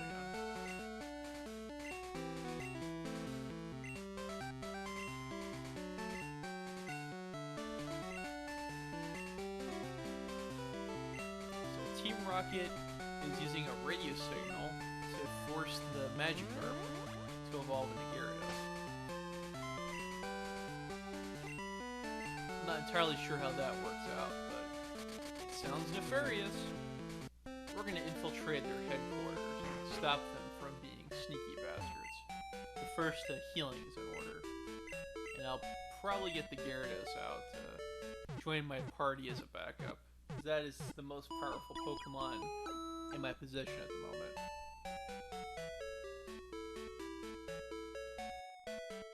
That's the name of the Red Cyborg sector in Mortal Kombat. Let's give him a nickname that's not a direct reference.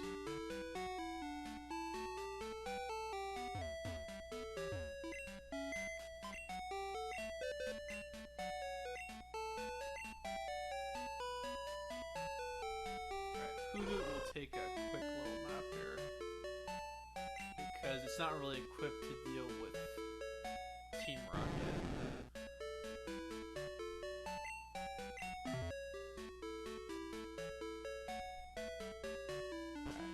Give me 1 minute before I do this.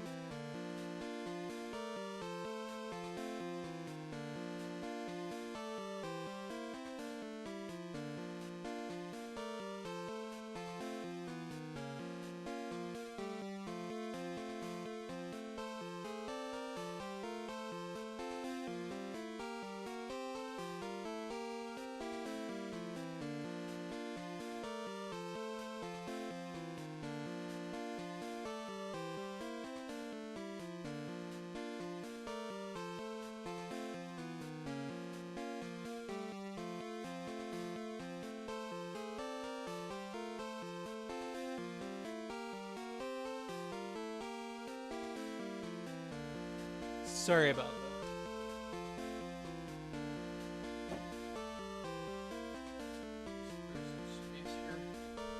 Okay. Alright.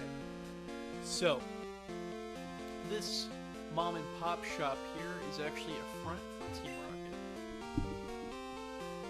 Visiting Mahogany Town, try a Rage Candy Bar. Tried it and it wasn't very good. So here Lance kicks some ass. I mean, how else am I supposed to interpret that? He's dragging a blast that guy with a laser. That's cool. Strange radio signals coming from here. In the anime, they make a point that Lance is a G-man, which would explain his meddling. He's with the feds.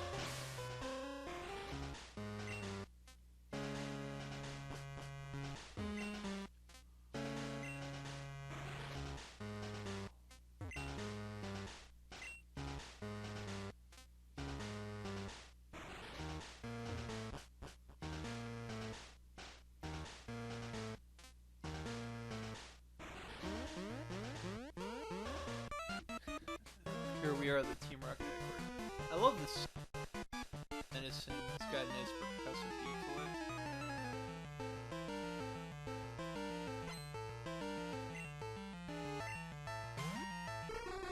My Kadabra should be good to wipe out these breaths. They're not very powerful.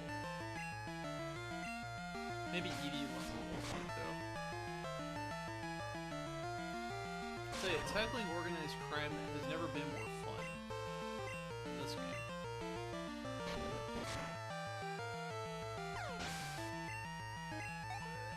Maybe it might be a little bit better in Heart Gold and Soul Silver. I'll have to replay those games.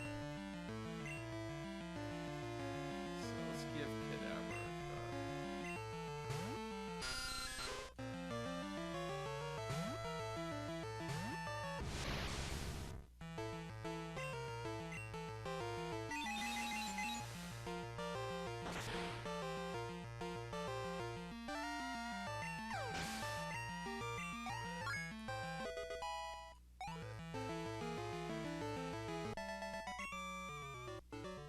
Rocky Kern was defeated, alright.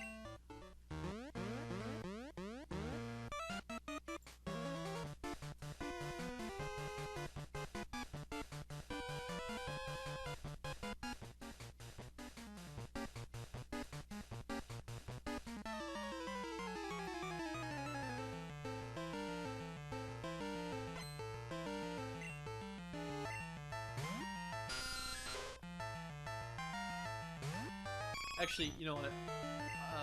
I lied. I think before I continue to trade the Team Rocket base, I'm gonna go back and get the experience share.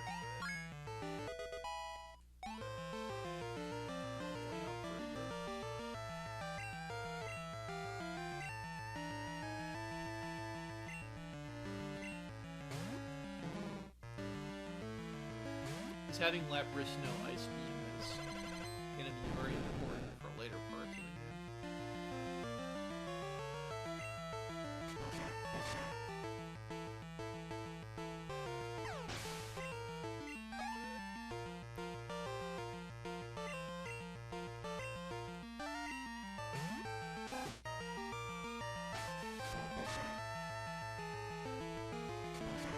And it's here, unfortunately, the Pokemon are just too weak. Excuse me, just too weak to put up a fight. Yeah, it's just kind of the issue with this game isn't the best at progressively leveling up all the trainers you fight. I feel like around Indigo Plateau, the challenge of the game, it really plateaus there. And then it's I mean, Kanto is relatively easy. There's some parts of that that are insultingly easy. But then the final battle of the game is pretty rough. Straight up.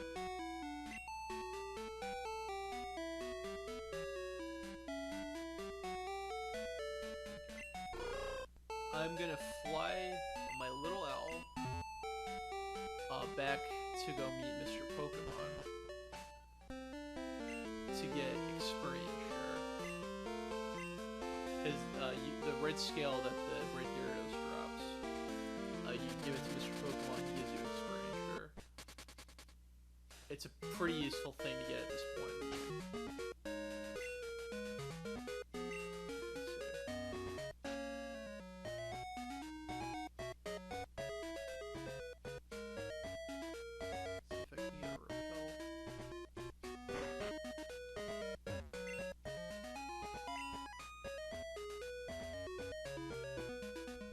No, repels, okay, whatever.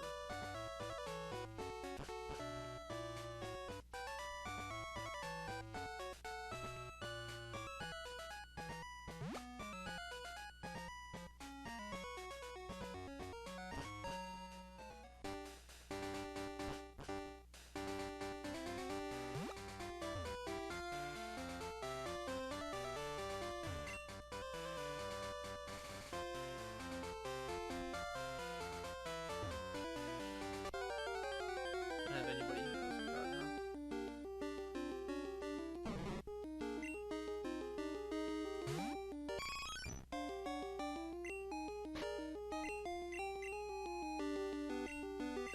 Did not catch a Bellsprout.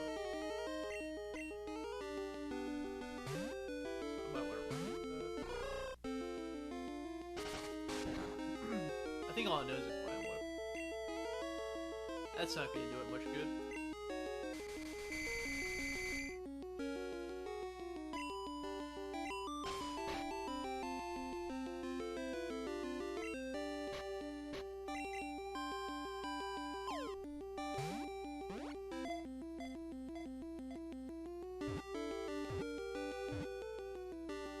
There we go.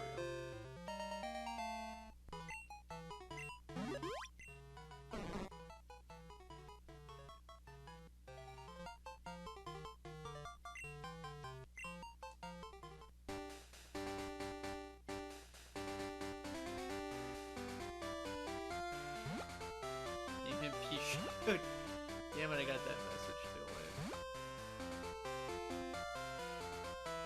Oh, so I think it was a girl. Yeah, you're correct.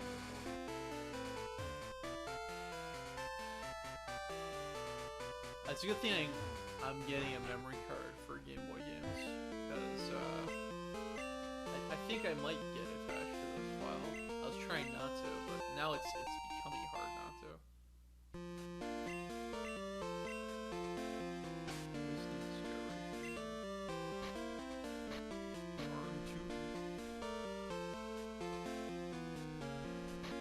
Where's that experience share?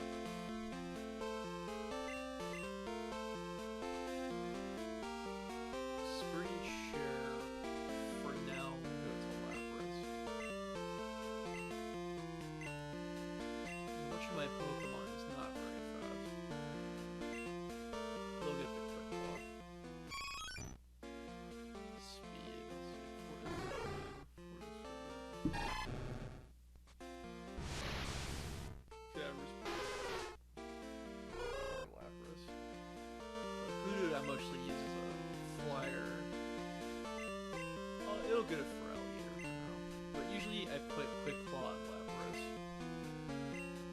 Seki's Lapras and Edge in battle.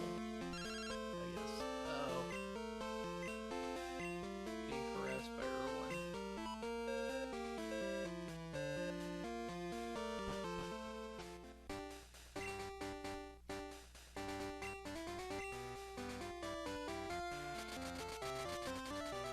I'm gonna rob my own mother first.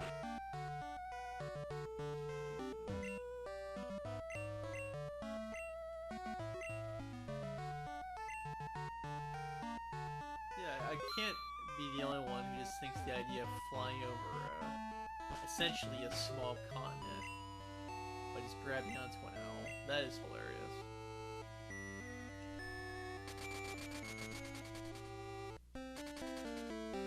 I'm pretty sure the people at Game Freak, that was funny too when they programmed it into the game.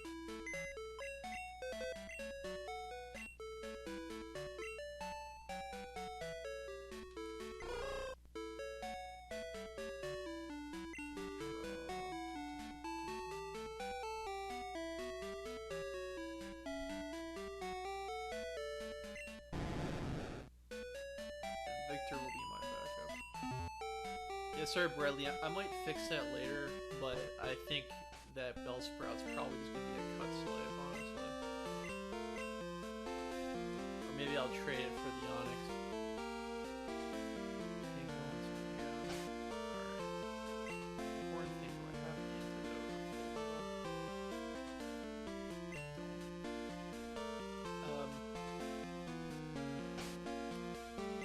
What about X attack?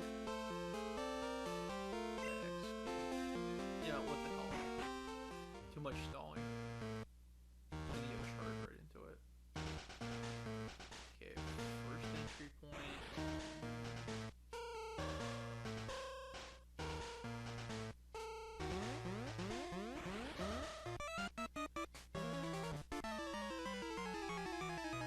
Anytime you pass those statues, you'll fight 2 rockets in a row. They're not very tough. I think they might even all be clones of each other, if I'm not mistaken. This looks suspiciously familiar compared to the other team. There's nothing to say, idiot.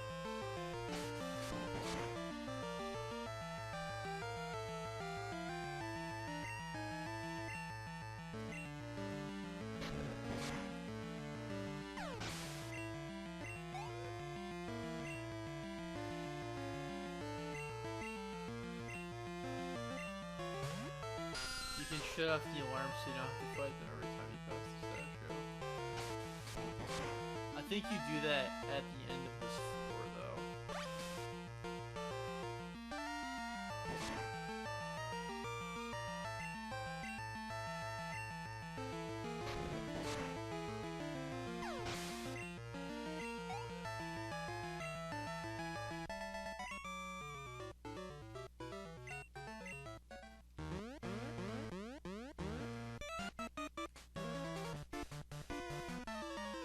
I have to progress further in order to shut off the alarm.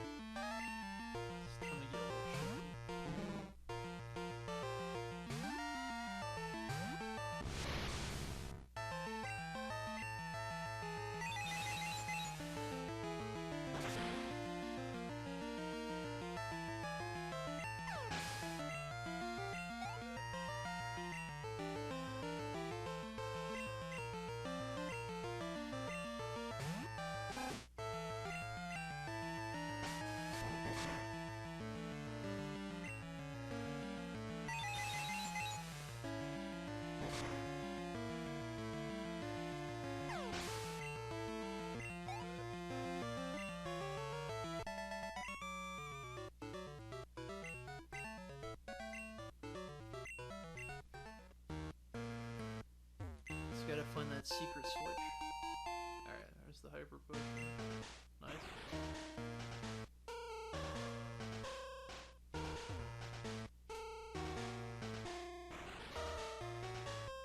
I forget how they redid the sprite set in Heart Gold and Soul Silver, but I always thought those round things over there, they look like bags of sand to me. Yeah.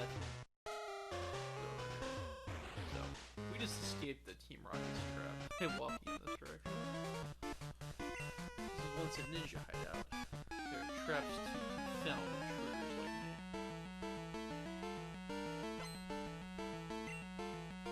This is like a Metal Gear game where there are mandatory alerts. Or something. I'm not sure.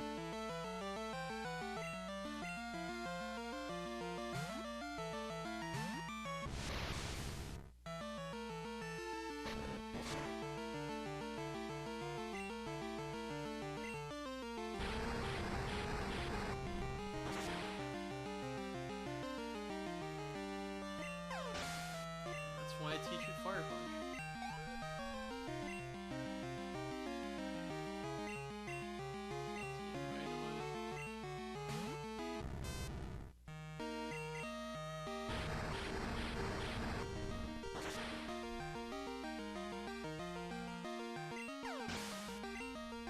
I like how instead of the Team Rocket battle music, the regular trainer theme plays.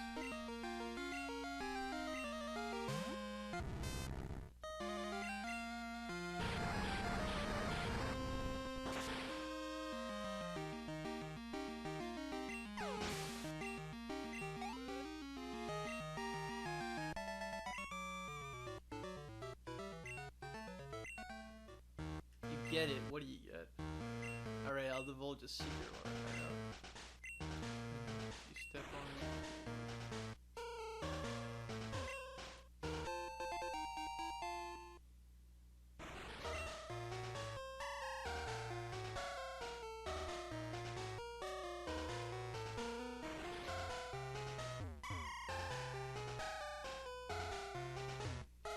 I seem to remember there being warp panels in the anime. I think in an episode or two. That's such a video game trope to try to really justify. You're passing the switch to turn off.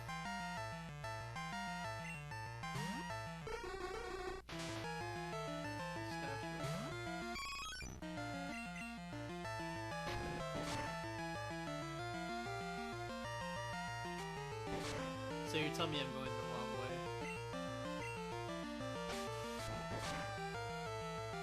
Yeah, I'm pretty sure these guys are all just friends. Look at it.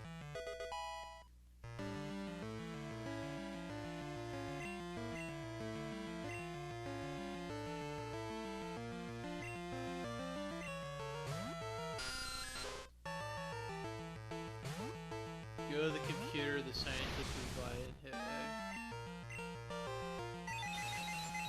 Alright, I'll have to do it after the next battle. It's embarrassing that I've been replaying these games. Excuse me, I've been replaying these games on Virtual Console in preparation for this stream, and I've forgotten all about this.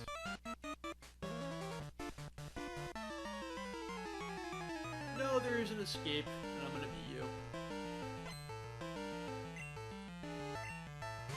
I'm not intimidated by your Zubats.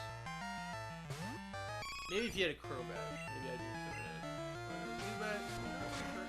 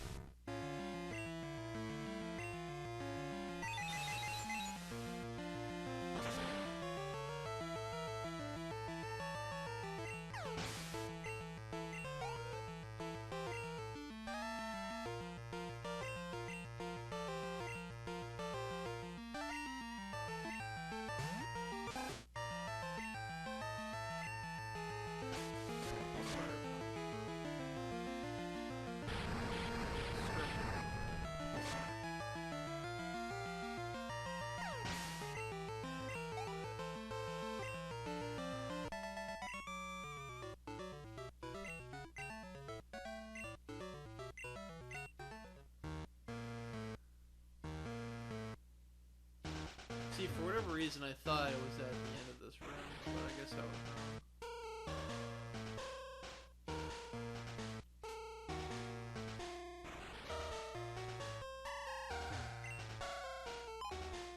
Secret switch. Better press it.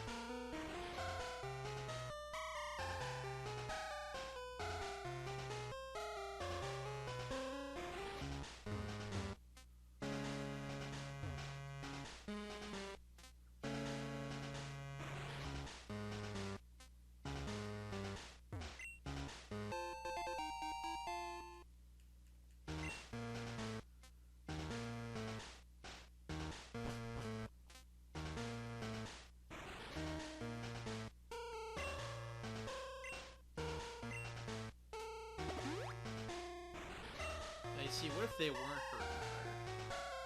Let's give it our best.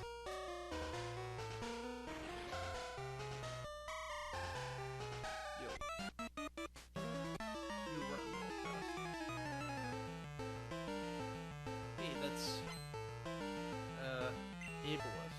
Yeah, let's say that.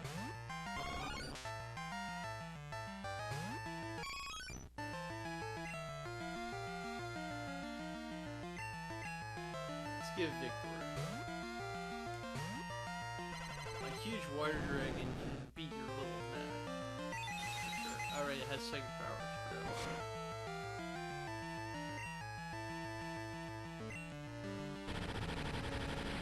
That'd be raging. This will only do 40 damage though. It's almost Dragon Rage is a double-edged sword. Sometimes it's a finishing move, other times it's just kind of trying to figure out how to beat your opponent. This generation was very generous to Dragon Pokemon. Not as generous as Generation 3, but more so than that. Really trying to figure them out more as an archetype. Because Dragon Rage was the only Dragon type move in Generation 1. Since it only does 40 damage always, there's no real advantage to using it.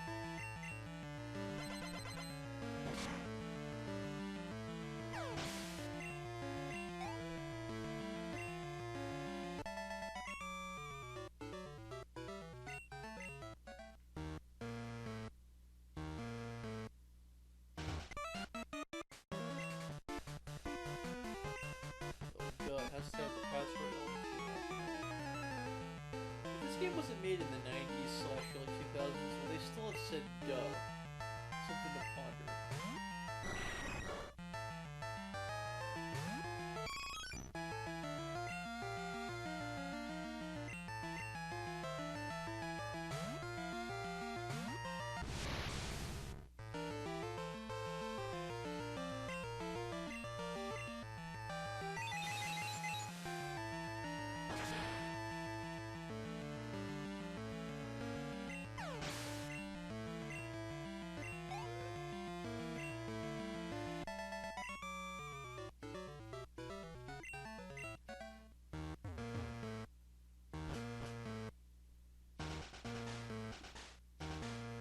Two passwords.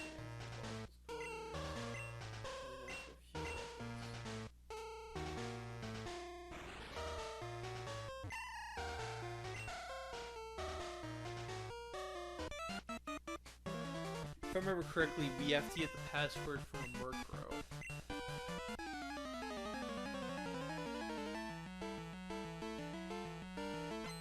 Which, I mean, to me is just a funny RPG thing. I guess they're assuming the Murkrow takes the place of a parrot. This is before chat taught it. Somebody just told their password to a crow Pokemon.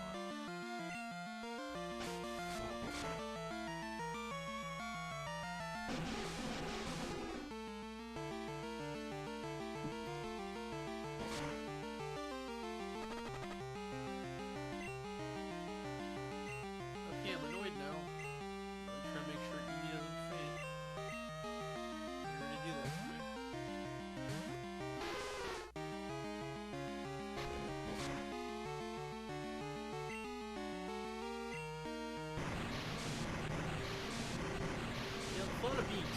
by a sea mine poison gas ball. It's somewhat horrifying.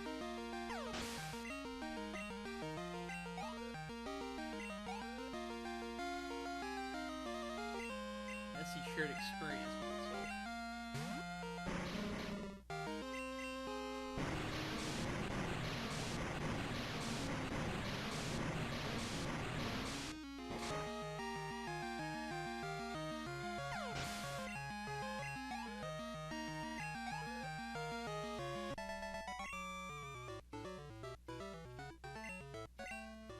Tactical error cost me. You're giving yourself way too much credit there, buddy. Do I have full heal?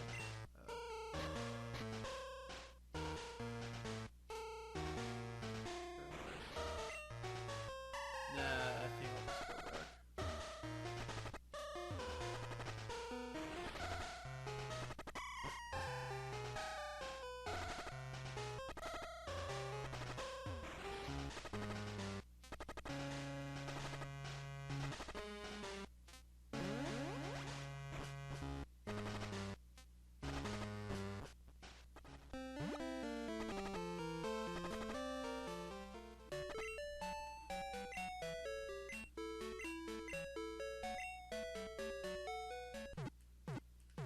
I'll go back and I'll probably get 2 or 3 full heals.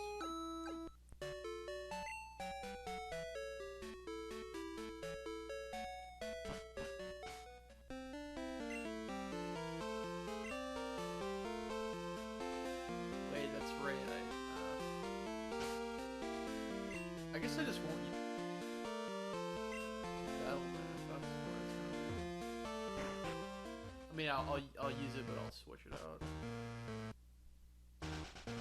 Okay, good. The switch thing is still in effect. Then if I take this way, I can avoid all the traps. So if I went on the other side, there would have been a bunch of Pokemon that know self-destruct, which can be a little bit tricky. They'll KO themselves, but run the risk of KOing my own team.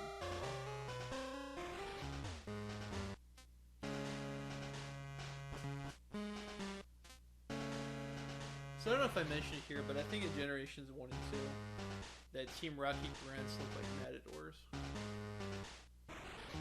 Can't be the only one who thinks that.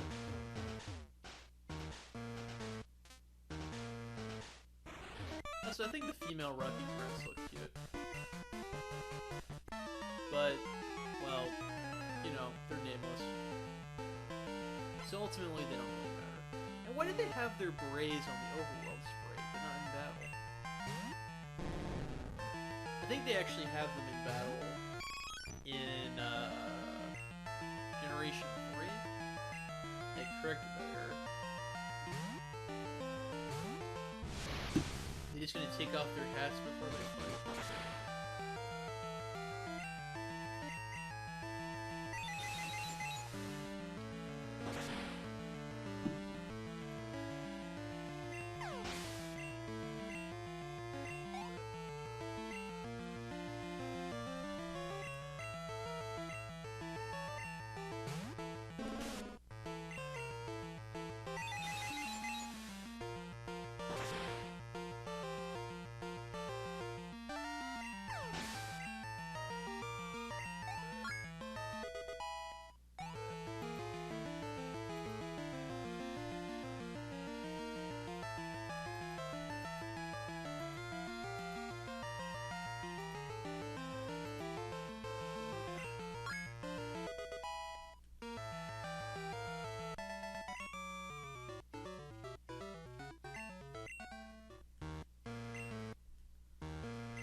Word to the boss room. It's tail. But it's useless unless you have to take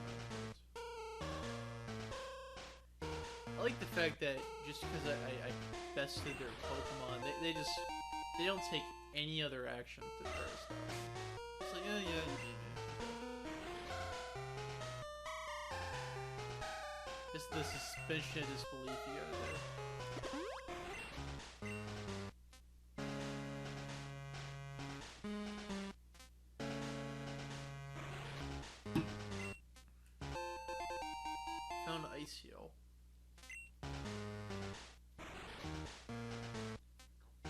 really sell that. It's not terribly useful.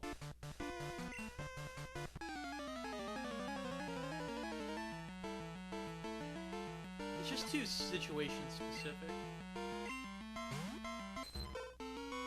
for it to be of any real use to me. Who should I make you a back one? Problem is my team is pretty strong. I guess we'll have her.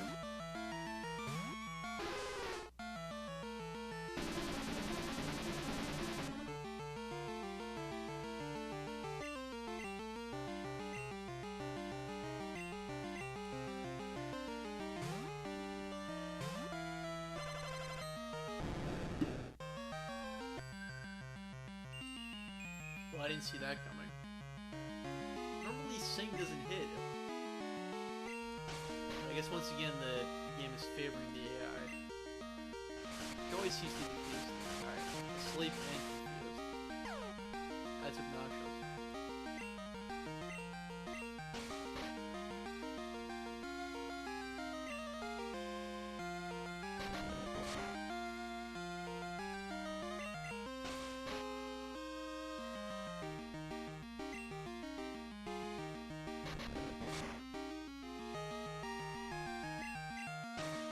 Paralyze me in my sleep.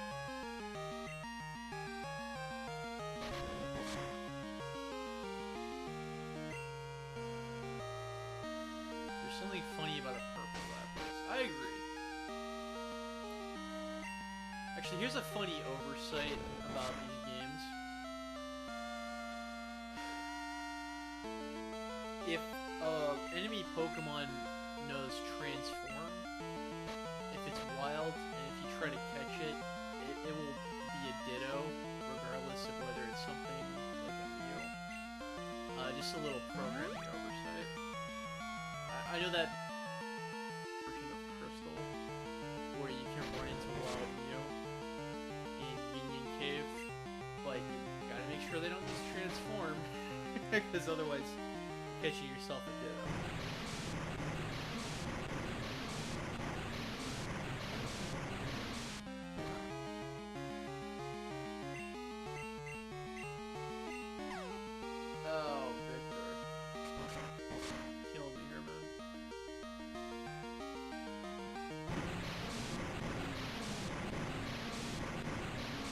Thought that was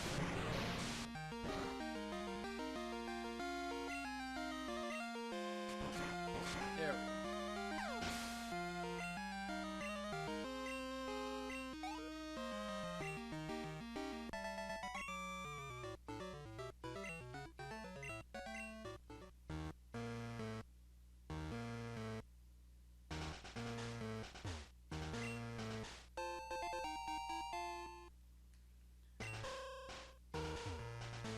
I think Dire Hit ups critical attack ratio. Full heal. There we go. That'll help. Alright, we'll have you do battle. Okay. It goes back to Jabberjaw, I tell you. Nuts, but you must have guts. I like that. If you beat me, I'll tell you about it. Okay, so this guy wasn't mandatory.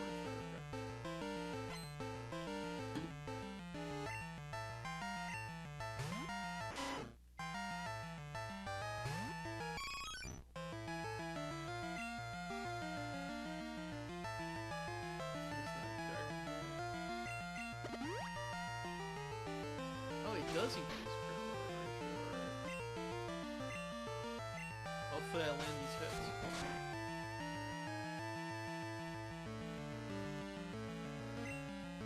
But it failed. Too bad for you.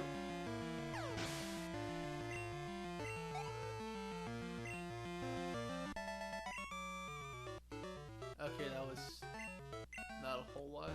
I was expecting something a little tougher. Yeah. The boss, the Professor's Worm is red. Red. Let's say boss's worm. That sounds gross.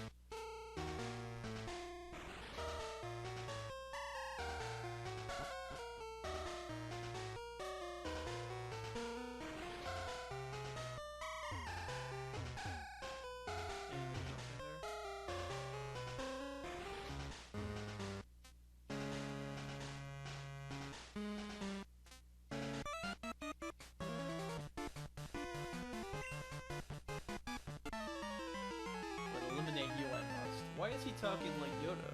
Does he think he's wise?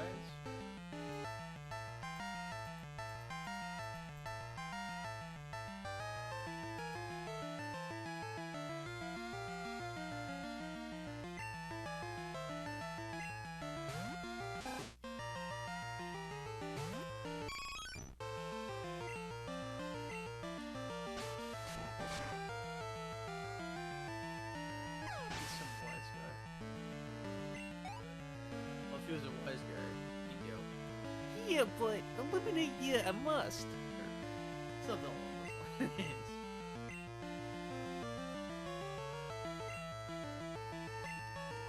I don't think I have the energy to voice right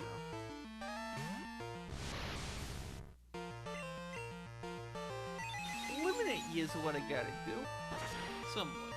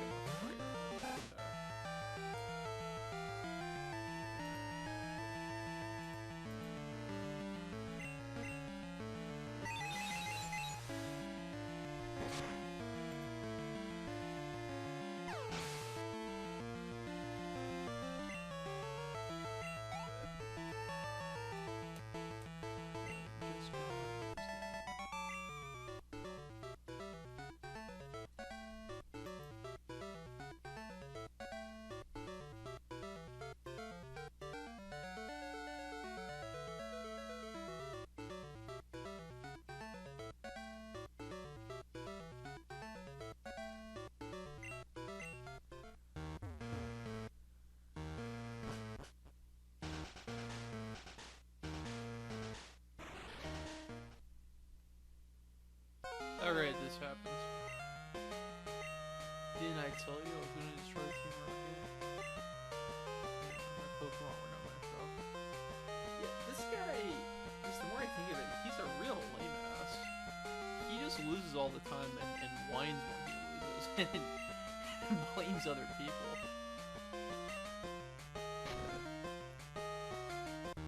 Doesn't even have the balls to fight me, he's a lame ass. Door's closed.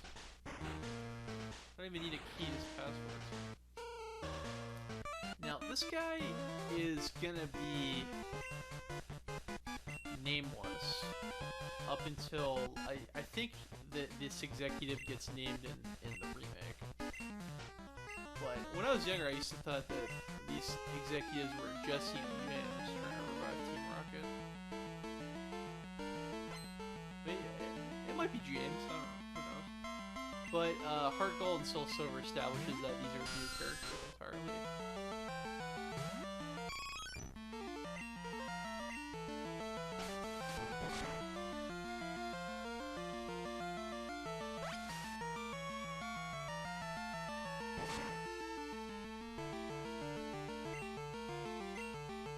The fact that the guy is just some nameless guy not a character just makes it a little bit less interesting for me. So I'm glad that they try to expand that a bit in the remakes. I really should get a new copy of Heart Gold. I have Soul Silver, but I really don't want to tinker with that. I should get a new copy and play that in my free time. That's a game I really like to experience again.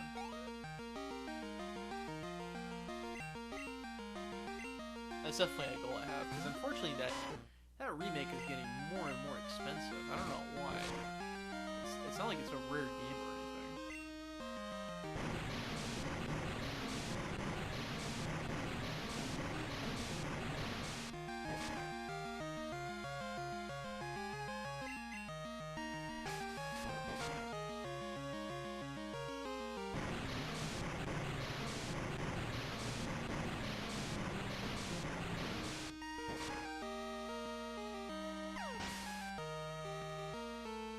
Bradley says they add these characters to Fire Red and Leaf Green, but they don't have the names yet. They're in the post-game.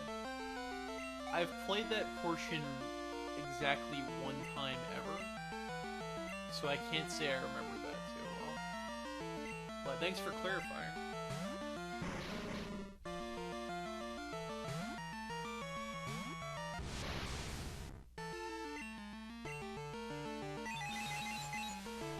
Maybe I might need to give that another run as well.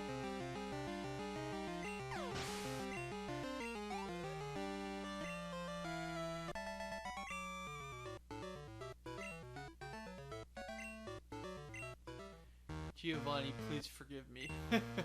No.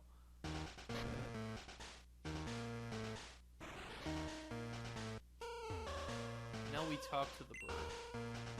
Murkrow says the password is El Giovanni.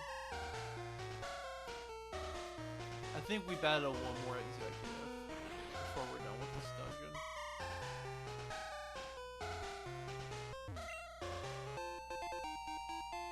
And this is Thief. I've never found this to be terribly useful, but it is a dark type attack. So there is that. Yeah, it's highly possible I might sell that as well. I could use some money. I like money.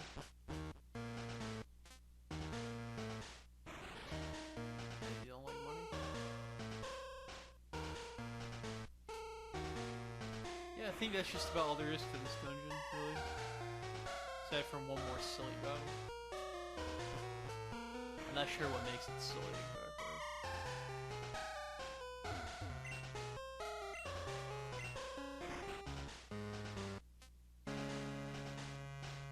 Right there.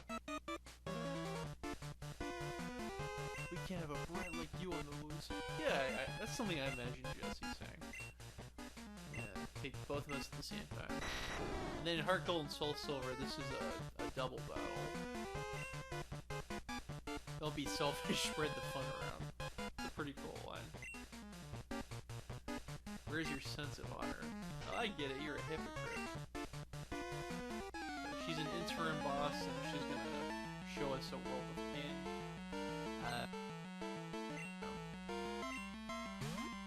Yeah, look, she even has Arbok. You can see why I thought that way, hopefully. Hopefully.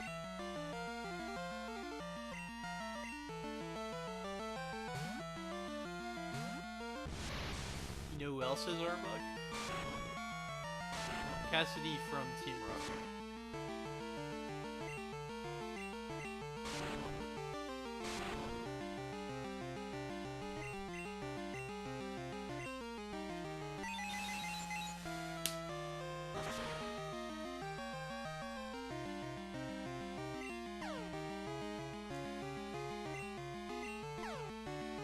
Kind of expecting a one-hit KO. Oh. Oh, wow. Damn.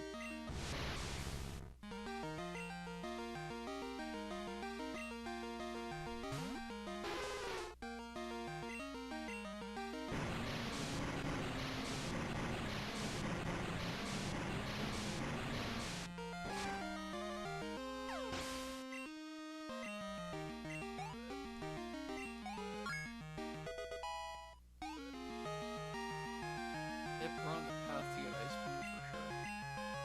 Send out the lamb.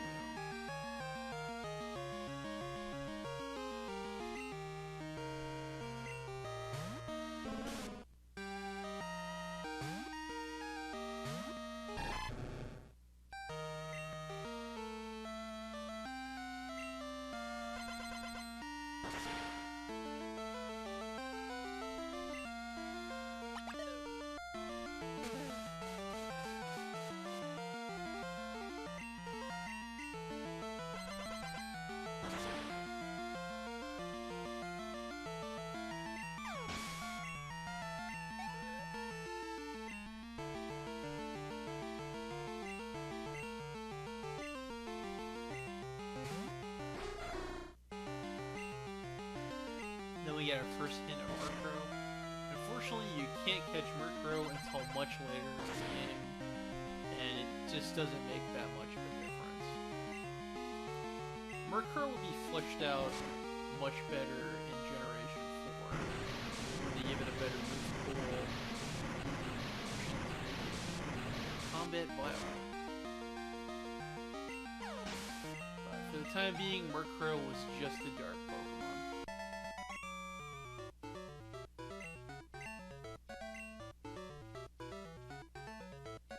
Oh, she's offering me an executive position.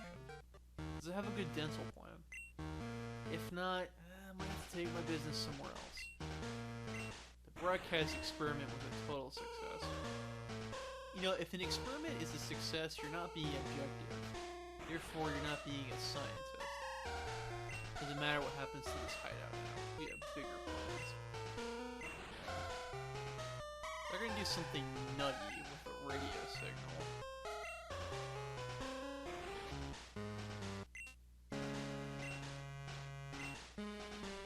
But, that comes a little bit later. For now, we have to beat up the electrodes. Lance feels sorry for them, but I don't share his pity. Because, you know, it's a video game. I'm kind of tempted to catch one of them, but I don't know if I really need to. I do have Lampharos. I do have Ampharos as my main electric guy. And unless I find a Raikou, that's probably the way it's going to be. Let's just switch this out.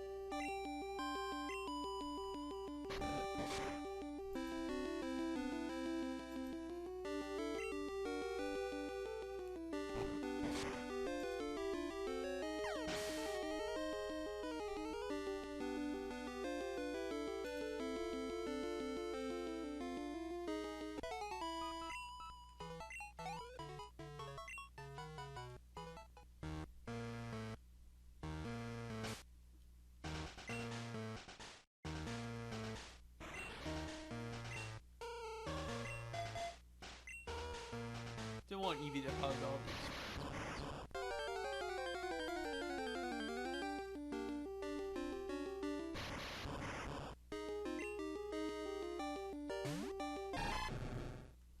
Hopefully I'm getting my strategy right to make sure it becomes Umbreon.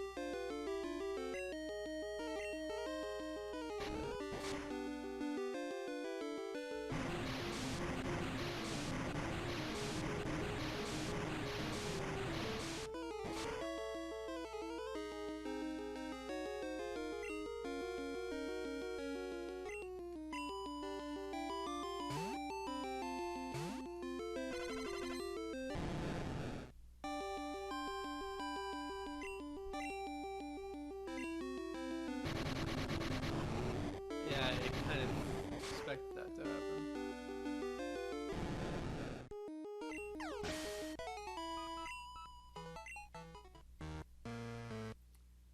And now for the big one.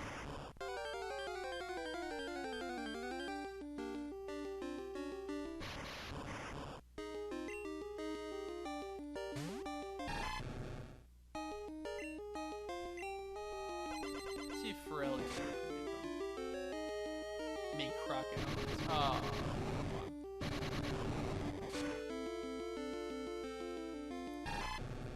Owl.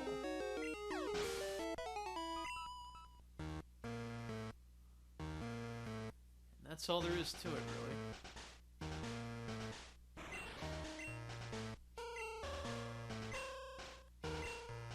So he thanks us by giving us a very crappy HM. Which, well, it's a bad attack whirlpool, but we needed to complete the game.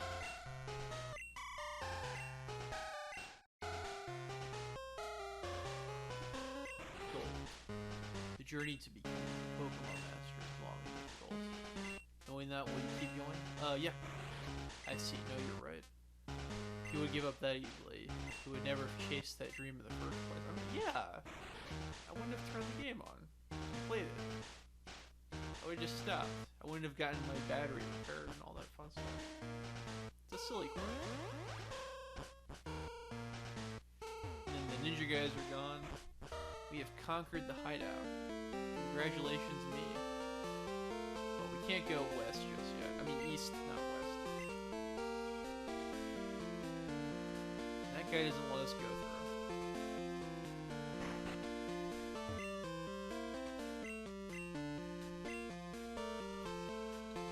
Yeah, I caught that Gyarados actually.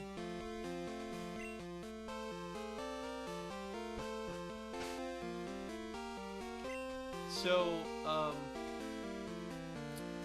I'm just gonna leave off at All City and probably stop here. I think just going any further just seems a little bit extreme at this point.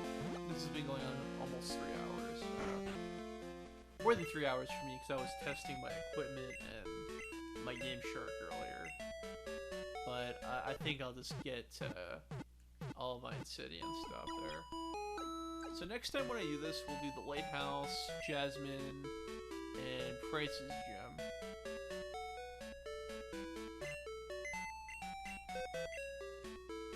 And then probably the next episode after that, we'll do the second Team Rocket hideout.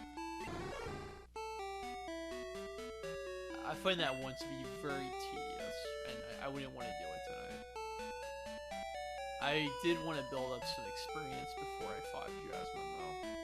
Her Steelix is pretty tough.